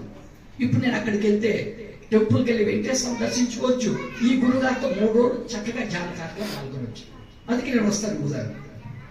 వెళ్ళే తిరుమలకి వెళ్తే ఈ సుభాష్ పత్రి గారు అయితే నాకు ఖాళీనే వచ్చేవాడు కాదు, ఏదో ఒకటి పెట్టేవాడు. నేను వెంకటేశ్వర టెంపుల్కి వెళ్ళి దర్శించుకుంటామనుకుంటే ఈయన టైం ఇవ్వడు. అరే ఏంటి గురుగారు ఇలా చేస్తున్నారు? నాకు ఇక్కడికి వస్తే మా కులదైవం కదా, ఆయన దర్శించుకునే అలవాటు ఉంది టెంపుల్కి, నాకు అవకాశం ఇవ్వడం లేదనుకున్నా. అయిపోయింది 3 days.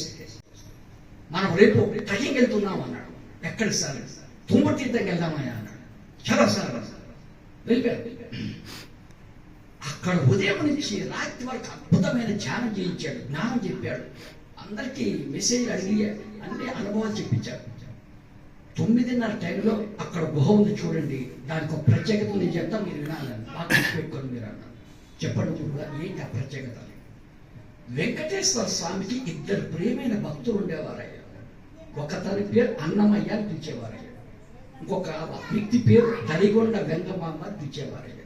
ఆ తరిగొండ వెంగమాంబ ధ్యానం చేసిన గుహ అక్కడ గుహలో హై ఎనర్జీస్ ఉంటే ఎవరైనా ధ్యానం చేస్తే వాళ్ళకి బాగా కుదురుతుంది. మీరు కూడా వెళ్ళండి, పోయి ఆ గుహలో ధ్యానం చేయండి అన్నారు. అలాగే గురుగారు వెళ్ళాం. కానీ మేము వెళ్ళింది 200 మంది, అక్కడేమో 20 మంది కూర్చోడానికి అవకాశం ఉంది. నేను వెళ్ళేదానికి ఆల్రెడీ గుహ ఫిల్అప్ అయిపోయింది, కానీ లేదు. చూశాను. సరే బయట నిలబడ్డాను. అప్పుడు గురుగారు లోపలికి వెళ్తున్నారు. నన్ను చూశాను. గురుగారు ఇలా భుజం చేశారు. మనోహర్ రా వెళ్ళి ధ్యానం చేద్దామన్నాడు. లాక్కుపోయి ఆయన పక్కన కూర్చోబెట్టుకున్నాడు. నేను గురుగారు ఇలా కూర్చుని వాళ్ళందరూ అలా కూర్చోబెట్టాడు. నా ఇష్టం ఎన్ని గంటలని చేయిస్తాను, ఎవరికి జరగకుండా నా ఇష్టం. కలుసుకోండి అన్నాడు. మధ్యలో ఎవరు కళ్ళ జరగకూడదు అన్నాడు. అలాగే గురుగారు మీ ఇష్టం ఎన్ని గంటలు చేయించాను. ఆయన ఓకే కళ్ళు తెరవండి అన్నాడు. కళ్ళు తెరిచాడు. ఇప్పుడు మీరు ఎన్ని గంటలు ధ్యానం చేశారో తెలుసు అన్నాడు. మాకు తెలియదు గురుగారు, నాకు తెలుసు. నేను మిమ్మల్ని ధ్యానం కూర్చో పెట్టానే టైం చూసుకున్నాను. నేను రాత్రి 10 అయింది. ఇప్పుడు మిమ్మల్ని లేపినప్పుడు చూసా 2 అయింది. అంటే ఇప్పుడు మీరు 4 hours ధ్యానం చేశారయ్యా అన్నాడు. ఫస్ట్ టైం 4 hours చేసి నేను అక్కడే, అంతకున్నంత 1 గంట చేసేవాళ్ళు. అప్పుడు నాకు ఎలా ఉందంటే కేవలం 15 నిమిషాలు చేసినట్టుంది. మనోహర్ నీకు విషయం చెప్పాలరా అన్నాడు. ఏంటి సార్? 4 గంటలు కూర్చుంటే ధ్యానంలో 10 నిమిషాలే చేసినట్టు ఉంటే వాడు కరెక్ట్గా ధ్యానం చేసినట్లు. కొంతమంది 15 నిమిషాలు కూర్చొని నేను 4 గంటలు చేసినట్టు అంటారు. వేస్ట్ ఫెలోస్ వాళ్ళు చేసి 1/2 గంట, కానీ నేను 4 గంటలు కూర్చున్నామంటారు. మాకు తెలుసుకోవాలి ధ్యానం చేసేవాళ్ళు. తెలియకూడదు. 2 సంవత్సరాలు తెలియదు వాళ్ళు, 10 సంవత్సరాలు అయింది. అదే ధ్యానం గొప్పతనం అన్నాడు. తెలియదు. ఇప్పుడు ఇక్కడ ఉన్న ఏ ఒక్కరిని వదలు. ఈ 4 గంటల ధ్యానం ఎవరికి అనుభవం వచ్చా నాకు చెప్పి తెరాలి. అందరూ ఫస్ట్ నన్నే అడుగుతారు అనుకున్నా. ఆయన పక్కన కూర్చున్నాను. ఈ నన్నే అడుగుతారు అనుకున్నా. నాతో మొదలు పెట్టారు. చివరి నన్ను అడిగాడు. అందరూ వింటారు. మనోహర్ ఇప్పుడు నువ్వు ధ్యానం చేసావు కదా, ఎలా ఉంది నీకు చెప్పు అన్నాడు. ఇప్పుడు ఒక అద్భుతమైన అనుభవం వచ్చింది గురుగారు నాకు. ఫస్ట్ టైం వచ్చింది అది. కానీ మీకు ఎలా చెప్పాలి నాకు అర్థం కావడం లేదు సార్. చెప్పు నాకు అర్థమవుతుంది అన్నాడు. సార్ మా కులదైవం వెంకటేశ్వర స్వామి సార్. నాకు ఒక అలవాటు ఉంది. నేను ఎప్పుడు తిరుమలకి వెళ్ళా టెంపుల్కి వెళ్ళి వెంకటేశ్వరం దర్శించుకునే అలవాటు. నేను గత 3 రోజుల నుంచి తిరుమలనే ఉన్నాను. కానీ ఒక్కరోజు కూడా మీరు నాకు అవకాశం ఇవ్వలేదు టెంపుల్కి వెళ్ళి వెంకటేశ్వరం దర్శించుకుని. అలా పెట్టాను నాకు పనులు. నేనైతే ఫీల్ అయ్యా, అరే నేను వెంకటేశ్వరం టెంపుల్కి వెళ్ళి వెంకటేశ్వరం దర్శించుకోలేదే. నేను ఇప్పుడు కూడా ధ్యానంలో కూర్చునే ముందు నేను ఎలాగైనా వెంకటేశ్వరం చూడాలని ధ్యానం చేశాను సార్. ఎస్, దానిని సంకల్ప ధ్యానం అంటారు మనోహరం. ఎస్, కొంతమందికి సంకల్పం పెట్టుకుని ధ్యానం చేయాలని ఉంటుంది. ఓకే, అందరు సంకల్పంతో ధ్యానం చేయడం లేదు, కానీ కొంతమంది పెట్టుకోవచ్చు. సంకల్పం ఎలా పెట్టుకున్నాం అన్నాడు. నేను ధ్యానం కూర్చోకుండా పెట్టుకున్నా. కరెక్ట్ అది అంటాడు. ఏం జరిగింది అన్నాడు. మీరు చెప్పారు కదా సార్, మన లోపల సూక్ష్మ శరీరం ఉంటుంది, అది బయటకు వస్తుంది. ఇప్పుడు నాకు అదే జరిగింది sir. First time national body వెళ్ళింది ఇక్కడి నుంచి. ఎక్కడికి వెళ్ళింది అన్నాడు. తిరుమలలో ఉన్న వెంకటేశ్వర టెంపుల్కి వెళ్ళింది సార్. ఏం కనిపించింది నీకు అక్కడ? నాకు వెంకటేశ్వరం కనిపించలేదు సార్, వెంకటేశ్వరం దగ్గర కనిపించింది సార్ అన్న. నాకు సాటిస్ఫాక్షన్ కలగలేదు సార్. ఎందుకు అన్న, నేను చూడాలనుకుని వెంకటేశ్వరం, కానీ నాకు అక్కడ వెంకటేశ్వరం దగ్గర కనిపిస్తుంది. ఆ తర్వాత ఏమైంది అన్నాడు. అదే విగ్రహం ఉన్న చోటికి కిందికి నా హాస్టల్ బాడీ వెళ్ళిపోయాడు సార్. అలా వెళ్ళిపోయింది. ఎంత దూరం వెళ్ళిందో నాకు తెలియదు. అక్కడ ఒక వ్యక్తిని చూసేశారు. అతనికి పట్టుబట్టలు కానీ కిరీటాలు ఏమి లేవు.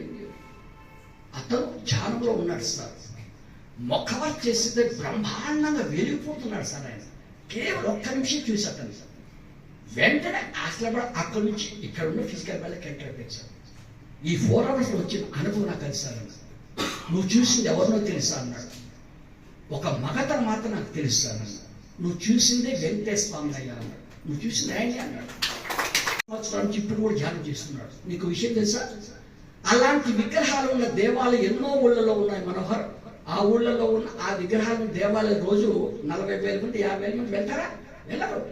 4 కోట్లు వస్తున్నదే రాదు. ఒక్క తిరుమలలో ఉన్న వెంకటేశ్వర దేవాలయకే రోజుకు 40,000 50,000 మంది వస్తారు. 4-5 కోట్లు వస్తుంది. ఎందుకో తెలుసా, ఆయన ధ్యాన శక్తి అలా లాగుతూ ఉంటుంది. ఆయనను చూశాను, నాకు చాలా ఆనందం వేసింది. అరే నేను చూసింది వెంకటేశ్వరం సార్. అవునను.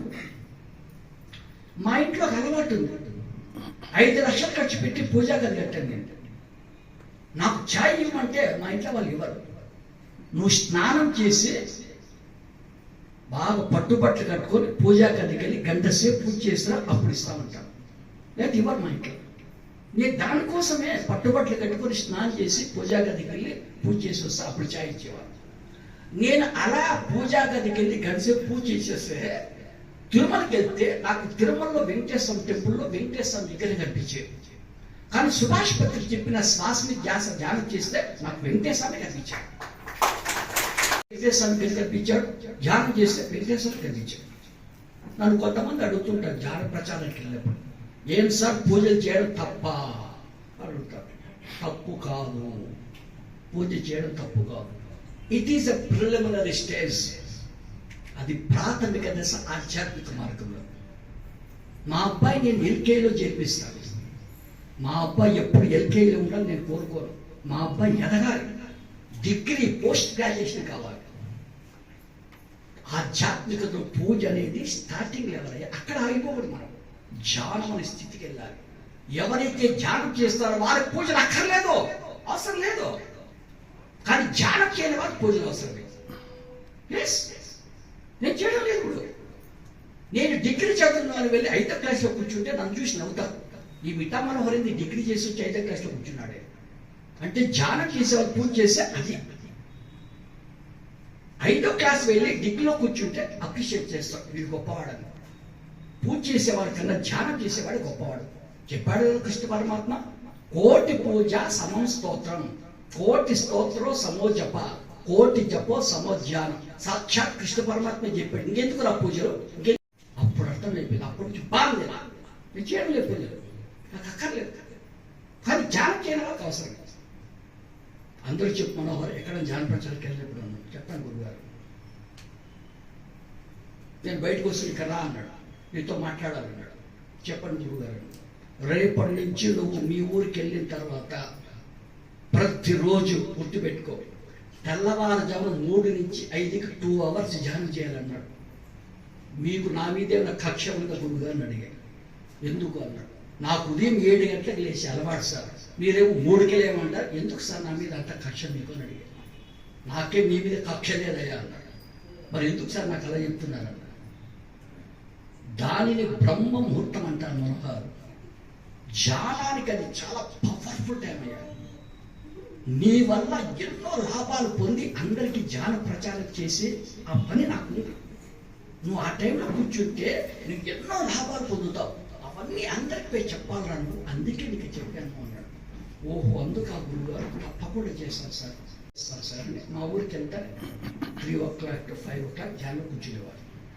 నాకు గురువుగారు చెప్పిన లాభాలు అన్నీ రావాలి కోరిక. ఎస్, ఏదైనా పొందొచ్చు ధ్యానం చేస్తే. నాకు ఒకటి నచ్చింది, గత జన్మలు చూసుకోవచ్చు అని చెప్పాడు గురువుగారు. ధ్యానం చేసే వాళ్ళకి ఫ్రీగా చూసుకోవచ్చు, డబ్బులు ఖర్చు కావచ్చు, ఫ్రీగా. మరి నేను కూడా పుట్టా కదా గత జన్మలు, నాకు నా గత జన్మ తెలియాలి సంకల్పం పెట్టి ధ్యానం చేసేవాళ్ళు. నాకు మొదటి రోజే తెలియదు. ఎందువల్ల నాకు అంత ఝాన్సీ తెలియదు. నేను 1 కోటి రూపాయలు పెట్టి ఇల్లు కొనుక్కోవాలనుకున్నా హైదరాబాద్. నా దగ్గర 20 లక్షలే ఉన్నాయి. నేను ఎలా కొంటా? ఉన్నాయి 20 లక్షలు, కానీ విలువ 1 కోటి రూపాయలు. అది నాకు 1 కోటి రూపాయలు ఎప్పుడు వస్తుందో అప్పుడు కొనగలను. నా గత జన్మ చూసుకోవడానికి 1 month పట్టింది నాకు. 60 hours సాధన చేస్తే అప్పుడు నా ఎనర్జీ టచ్ అయిపోయింది. నా గత జన్మ చూసుకోవడానికి చూసుకున్నాను. కర్ణాటక రాష్ట్రంలో సముద్ర తీరంలో మురుడేశ్వర ఊళ్ళో ఒక శివాలయంలో అర్చకునిగా శివరామ స్వామిగా నేను పుట్టాను. నీట్గా చూసుకున్నాను. ఫస్ట్ నేనే 60 మంది ఉండేవారు ధ్యానం చేసేవారు మా ఊళ్ళో. నేను చెప్తే ఎవరు నమ్మలే. నేను నమ్మం, మొన్న అబద్ధం చెప్తున్నాను. మరి ఎలా నమ్ముతారన్న?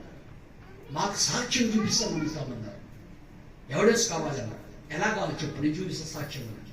నువ్వు రాకూడదు ఆ ఊరికి, మేము వెళ్తాం, అక్కడ పోయి ఎంక్వైరీ చేస్తాం. అది నిజమైందనుకో అప్పుడు నమ్ముతాం నువ్వు ధ్యానంలో నీ గత జన్మ చూసుకున్నావని. నీకు వస్తాను గిఫ్ట్ కూడా ఇస్తారు. ఏమిస్తారు? ధర్మవరంలో సెంటర్ పాయింట్లో ఒక ధ్యాన కేంద్రం ఓపెన్ చేస్తాం, కృష్ణారెడ్డి లాగా. ఎవరు కృష్ణారెడ్డి ఒక ధ్యాన కేంద్రం ఓపెన్ చేశాం నిజామాబాద్. అలా మేము కూడా ఏర్పాటు చేస్తాం. కృష్ణారెడ్డికి థ్యాంక్స్ చెప్పాలి. ధ్యాన కేంద్రం ఓపెన్ చేస్తాం, మా ఊళ్ళో ఓపెన్ చేస్తాం. రూపాయి నువ్వు ఖర్చు పెట్టకూడదు, మొత్తం మేమే ఖర్చు పెట్టం దానికన్నా. అదే నీకు ఇచ్చే గిఫ్ట్. ప్రతి నెల సుభాష్ పత్ర పిలిపిస్తాం. అది ఫెయిల్ అయితే అన్న సుభాష్ పత్ర రాకూడదు ఈ ఊరికి, కానీ ధ్యానం జరగకూడదు ఈ ఊళ్ళో అన్నారు. మా కండిషన్ ఒప్పుకుంటామన్నా, ఒప్పుకుంటారన్నమాట. వెళ్ళవన్నారు. నేను ఇంతవరకు ఆ ఊరే చూడలే ఈ జన్మలో. మా ఊళ్ళో వాళ్ళు వెళ్ళారు. నేను అన్ని రాసి చూపించాను, ప్లేస్ అన్ని రాయించాను. కరెక్ట్ వాళ్ళు వెళ్ళారు. అక్కడ ఉంది మురుడేశ్వర శివాలయం. వాళ్ళకి తెలుగు రాదు, వాళ్ళ కన్నడ, వీళ్ళు తెలుగు వాళ్ళు. అక్కడ కమిటీ ఉంది, దేవాలయ committee. We are coming from Andhra Pradesh. అర్చకాస్ list. మీ టెంపుల్లో పిల్లలు చేసిన అర్చకుల పేరు కావాలి. Yes, we are maintaining record, we will give that record అని చెప్పి ఆ రికార్డు వాళ్ళకి ఇచ్చారు. ఆ బుక్లో చూస్తే శివరామ శప పేరు ఉందంట. ఈయన కావాలి మాకు, ఈయనతో మాట్లాడాలి, ఆయన పిలవండి అన్నారట. No, he was dead. అతను లేడు, ఇప్పుడు చచ్చిపోయాడు అన్నాడు. ఎప్పుడు 50 years బ్యాక్. ఆయన గురించి మీకు ఇన్ఫర్మేషన్ కావాలి. అవును, ప్రస్తుతం ఆ శివాలయంలో గర్భాలయంలో అర్చకు వాళ్ళ మనవడే వెళ్ళిపోయి అడుగుపో అన్నారు. వీళ్ళు మళ్ళీ అక్కడికి వెళ్ళారు గర్భాలయంకి. What is your grandfather name? Sivarama Sharma. ఇప్పుడు అతను జీవించున్నాడు? No, he was dead. ఎప్పుడు 50 years బ్యాక్ అన్నాడు. అప్పుడు మా ఊళ్ళో వాళ్ళకి మనోహర్ తన గత జన్మ చూసుకుంటే కరెక్టే తెలుసుకోలేదు. ఎస్, మనోహర్ వచ్చాడు. నాకు టెన్షన్గా ఉంది, అది నిజమా అబద్ధం. నాకు నిజమైతే సంతోషం, సుభాష్ పత్ర వస్తాడు, లేకపోతే సుభాష్ పత్ర రాడు. ధ్యానం జరగదు మా ఊళ్ళో. నేనే వెళ్ళాను వాళ్ళ దగ్గరికి. నేను వెళ్ళొచ్చాను ఆ ఊరికి. వెళ్ళొచ్చావు, నువ్వు నీ గత జన్మ చూసుకున్నా 100% కరెక్ట్ అయ్యా. ఇప్పుడు నమ్ముతున్నావు, ధ్యానం చేసేవాళ్ళు గత జన్మ చూసుకొచ్చావు. అప్పుడే మా ఊళ్ళో సెంట్రల్ పాయింట్లో ధ్యాన కేంద్రం ఓపెన్ చేశాం. అన్ని వసతులు, బెడ్రూమ్, బాత్రూమ్, కిచెన్ అన్నీ ఓపెన్ చేశాం. ఆయనే పిలిపించారు సుభాష్ పత్ర. రిబ్బన్ కట్ చేశారు. ఆయనే వచ్చాడు సుభాష్ పత్ర, రిబ్బన్ కట్ చేశాడు. మనోహరి ఖరారు అన్నాడు, నీ ధ్యాన అనుభవం చెప్పరా అన్నాడు. సార్, మీరు చెప్పారు ధ్యానం చేసి గత జన్మ చూసుకోవచ్చు. నేను చూసుకున్నాను సార్ మా ఊళ్ళో. నేను చెప్తే ఎవరు నమ్మలేదు సార్. మాకు ఎవిడెన్స్ కావాలన్నారు. నేను వాళ్ళకి ఎవిడెన్స్ కూడా చూపించాను సార్. అప్పుడు నమ్మారు. అప్పుడే ఈ జానకేంద్ర ఓపెన్ చేసి మిమ్మల్ని పిలిచారు sir. Yes it is common కూడా ఎవరైనా తీసుకొచ్చాను. నేను గురువారం మాట్లాడేవాళ్ళు అన్ని ఏం కావాలి నీకు అన్నాడు. సార్ మనిషికి ఒక జన్మే ఉంటుందా అన్న. సామాన్యంగా 400 జన్మలు తీసుకుంటా అంటున్నారు. కొన్ని ఆత్మలు అయితే ఎక్కువ కూడా తీసుకుంటాయి, కొన్ని ఆత్మలు తక్కువ కూడా తీసుకుంటుంటాయి. నువ్వు కూడా ఎన్నో జన్మలు పుట్టుంటావు గతంలో అన్నాడు. అయితే నేను ఆ జన్మలన్నీ చూసుకోవాలనుకుంటున్నా గురుగారు. చూసుకోవాలి, ధ్యానం చేయి, నీకే తెలిసిపోతాను.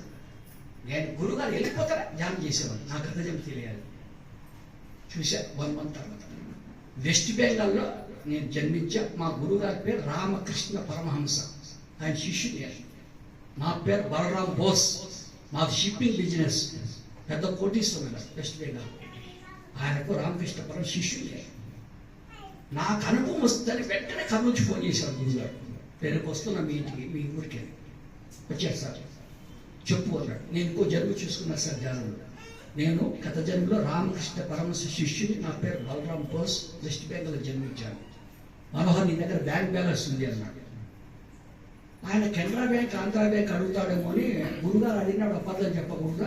కెనరా బ్యాంకులో 70 లక్షలు, ఆంధ్రా బ్యాంకులో 30 లక్షలు, 10 కోట్ల రూపాయలు ఉంది సార్. మీకు ఇమ్మంటే ఇస్తారు సార్. ఎన్ని లక్షలు కావాలి? పనికి మాల కదా బ్యాంక్ బ్యాలెన్స్ అంటే అది కాదన్నాడు. అది కాదా బ్యాంక్ అంటే ఏమో ఆంధ్రా బ్యాంక్ కెనరా బ్యాంక్ అనుకున్నా సార్. మరి ఇంకేంటి సార్, నువ్వు గత జన్మలోనే ఎంతో మంది గురు సాంగత్యంలో జీవించావురా, అందుకే నీకు ఇంత షార్ట్ పీరియడ్లో ఇన్ని గొప్ప లాభాలు వస్తున్నాయి. ఇంతమంది 60 మంది ధ్యానం చేస్తున్నారు. ఒక్క చెప్పడం లేదా మీరు? ఒక్కరు పలకరు. కళ్ళు మూసుకొని ధ్యానం చేస్తానంట. నువ్వేమో 3 గొప్ప అనుభవాలు 3 ఏళ్ళే చెప్పేస్తున్నావు. ట్రెక్కింగ్ తీసుకెళ్ళినప్పుడు ఆస్ట్రల్ ట్రావెల్ చేసి వెంకటేశ్వరుని చూశావు. గొప్ప అనుభవం కదా నీకు. లాస్ట్ టైం ఏమో ఎవిడెన్స్ సహా కర్ణాటక గుర్తి రుజువు చేశావు. అది నీ గొప్ప అనుభవం కాదా? ఇప్పుడు వెస్ట్ బెంగాల్లో రామకృష్ణ పరమహంస శిష్యుని అని చెప్తాడు. అది గొప్ప అనుభవం కాదా? Correct sir. నాకు అందుకే తెలుసు నువ్వు ఆల్రెడీ ఎంతో మంది గురువుల దగ్గర గతంలో జీవించావురా, వాళ్ళ సాంగత్యంలో ఉన్నావు. నేను మళ్ళా ధ్యానం చేసి ఇంకో జన్మ చూడాలి. ఒక జన్మలో కేరళలో పుట్టా. మా గురుగారి పేరు జగద్గురు ఆది శంకరాచార్య. నేను ఆయన శిష్యునప్పుడు. నా పేరు సుబోధుడు. నేను ఆయన వెంట ఉండేవాళ్ళు, శంకరాచార్య వెంట. వెంటనే ఫోన్ సార్ వచ్చాడు. చెప్పు అన్నాడు. నేను గత జన్మలో శంకరాచార్య శిష్యుని సార్, కేరళలో జన్మించాను సార్. నేను నీకు ఆల్రెడీ చెప్పా కదా అన్నాడు. నీకు ఈరోజు ఇంకో క్లారిఫికేషన్ ఇస్తా, బాగా గుర్తుపెట్టుకో అన్నాడు. ఏంటి సార్ ఇది? ఆత్మకు లింగ భేదం లేదు మనవారు అన్నాడు. నాకు అర్థం కావట్లేదు సార్. ఏంటి దాని అర్థం అన్నాడు. ప్రతి ఆత్మ ఈ భూమి మీద ఆడ జన్మ మగ జన్మ ఖచ్చితంగా తీసుకొని తీరాల్సిందేనేమో అన్నాడు. నాకు చిన్న క్లారిఫికేషన్ కావాలి సార్ అన్నాడు. ఏంటది? ఏ ఆత్మ ఇక్కడ అన్ని మగ జన్మలు ఎందుకు తీసుకోకూడదు గురుగారు, లేదా అన్ని ఆడ జన్మలు ఎందుకు తీసుకోకూడదు మీరు నాకు చెప్పాలి అని. ఈరోజు మీ ఇంట్లో జరిగితే నీకు చెప్తా, నీకు అర్థమవుతున్నాను. గురుగారికి మా ఆవిడే వంట చేసి పెట్టేది, నా భార్య. గురుగారికి గురుగారు ఆహారం తినేటప్పుడు నేను నా భార్య వినేది స్పష్టతగా విన్నారంట. నేను విన్నాను, నువ్వు నీ భార్య మాట్లాడమని. ఏం మాట్లాడము సార్, మీరే విన్నారు. నువ్వేమన్నావు తెలుసా నీ భార్యతో? మీ ఆడవాళ్ళకి ఏం తెలుస్తాయి, మా మగవాళ్ళ కష్టాలు అన్నావు. Correct sir. నీ భార్య ఏమన్నా తెలుసా? మీ మగవాళ్ళకి ఏం తెలుస్తాయి, మా ఆడవాళ్ళ కష్టాలు. Correct sir. అర్థమైందా? అందుకే ఆత్మ అన్నది ఖచ్చితంగా ఆడ మగ జన్మ తీసుకొని తీరాల్సిందే, తప్పదు. ఒక్క జన్మ మాత్రం మస్ట్ మనోహర్, ఆ తర్వాత మన ఇష్టం సార్. నేను ఇప్పుడు చూసినవన్నీ మగ జన్మ చేస్తారు. మరి నేను స్త్రీగా పుట్టి తీరాలి నిత్య జన్మలో అన్నాడు. పుట్టి ఉంటే సార్ అవసరం లేదు, అవసరం లేదా సార్? చిన్న రిక్వెస్ట్ సార్. ఏంటి? మీరు ధ్యానం చేసి నా గత జన్మ చూసి చెప్పండి సార్. ఏంటి? నేను ధ్యానం చేసి నీ గత చూడాలా? నాకే పుట్టిందిరా, నా నుంచి లాస్ట్ చేసుకోవాలి. నేను చూడు, ఎవరు వాళ్ళే చూసుకోవాలి. అట్లా నన్ను అడగద్దు అన్నాడు. సరే సార్ నేను చూసుకుంటాను.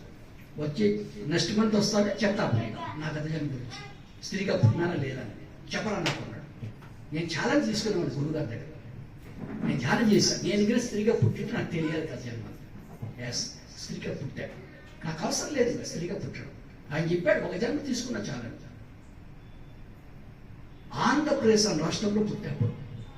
ఆ టైంలో వీరబ్రహ్మేంద్ర స్వామి ఒక ఆయన ఉండేవాడు. ఆయన చాలా మంది శిష్యులు ఉండేవారు. కానీ ఒక శిష్యుడు అంటే చాలా ఇష్టం. ఆ శిష్యుడి పేరు సిద్ధయ్య అని పిలిచేవారు. వాళ్ళు దూదేకులు వాళ్ళు. ఆయన భార్య ఉండేది, ఆమె పేరు అచ్చాం బీబీ. నేను ఆ జన్మలో సిద్ధయ్య భార్య అచ్చాం బీబీగా జన్మించాను. నీట్గా చూసుకున్నాను. వస్తానని చెప్పే గురుగారు, సార్ నేను ఆల్రెడీ స్త్రీగా పుట్టాను సార్, సిద్ధయ్య భార్యగా నేను జన్మించాను సార్, నా పేరు అచ్చాం బీబీ సార్. యాస్, ఇంకా నీకు అవసరం లేదు మనోహర్ అన్నాడు. బుద్ధ భగవానుడు ధ్యాన ప్రచారం చేసే టైంలో మొదట అతనికి శిష్యులు 5 మంది ఫస్ట్. తర్వాత ఆయన శిష్యుల సంఖ్య పెరిగింది.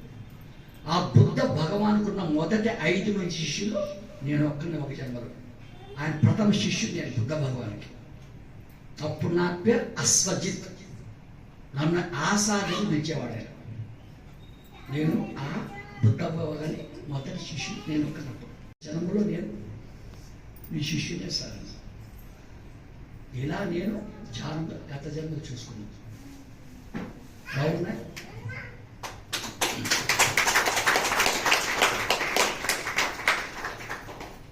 చాలా ఉన్నాయి, కానీ సాయి కృష్ణారెడ్డి గారు మళ్ళీ నా మీద కోపడతారు. ఏం సార్ అని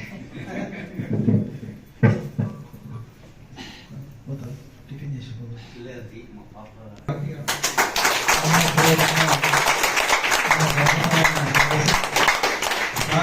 మనకు అనుభవమే జ్ఞానం. చాలా మంది పిరమిడ్ మాస్టర్లు అందరూ కూడా అనుభవమే జ్ఞానపూర్వకంగానే మనం ఈ స్థాయికి వచ్చినాం.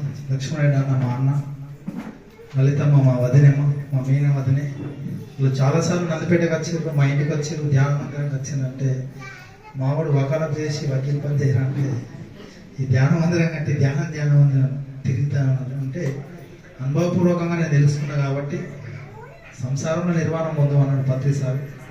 ఒకవైపు వ్యాపారం, మరోవైపు వ్యవసాయం, ఒకవైపు న్యాయవాద వృత్తి, మరి ఈ వైపు ఈ పిరమిడ్ సొసైటీకి వచ్చి మనం అందరం కూడా చాలా గొప్పగా మనం అద్భుతంగా క్లాస్ అరేంజ్ చేసుకుంటున్నాం.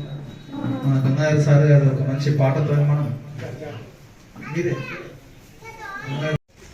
పత్రి మహారాజ్ కి జై, పత్రి మహారాజ్ కి జై, జ్ఞాన జగత్ కి జై, జ్ఞాన జగత్ కి జై, సాకార జగత్ కి జై, సాకార జగత్ కి జై, పిరమిడ్ జగత్ కి జై, పిరమిడ్ జగత్ కి జై, జై జై జై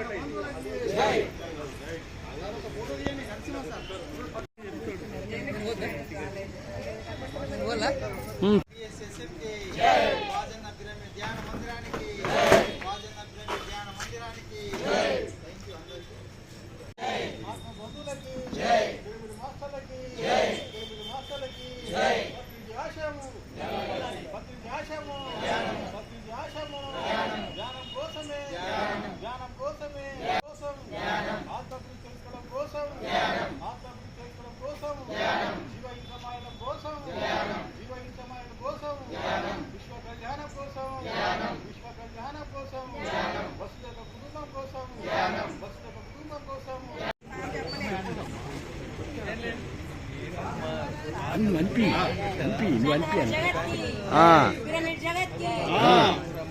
ఇంకా ఇంకా లేబుల్ చేయి, లేబుల్ జై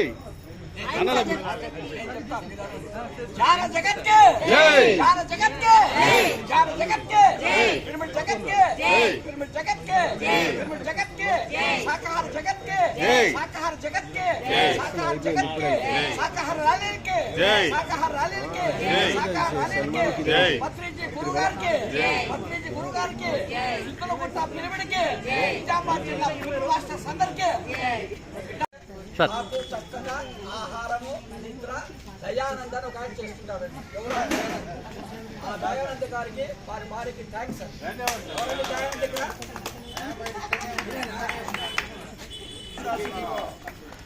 ఇంకోసారి ఇంకోసారి భగవంతుని కోసం జ్ఞాన శాకాహార పిరమిడ్ కోసం, జ్ఞాన శాకాహార పిరమిడ్ కోసం కేవల పత్రి మహారాజ్ కి కేవల పత్రి మహారాజ్ కి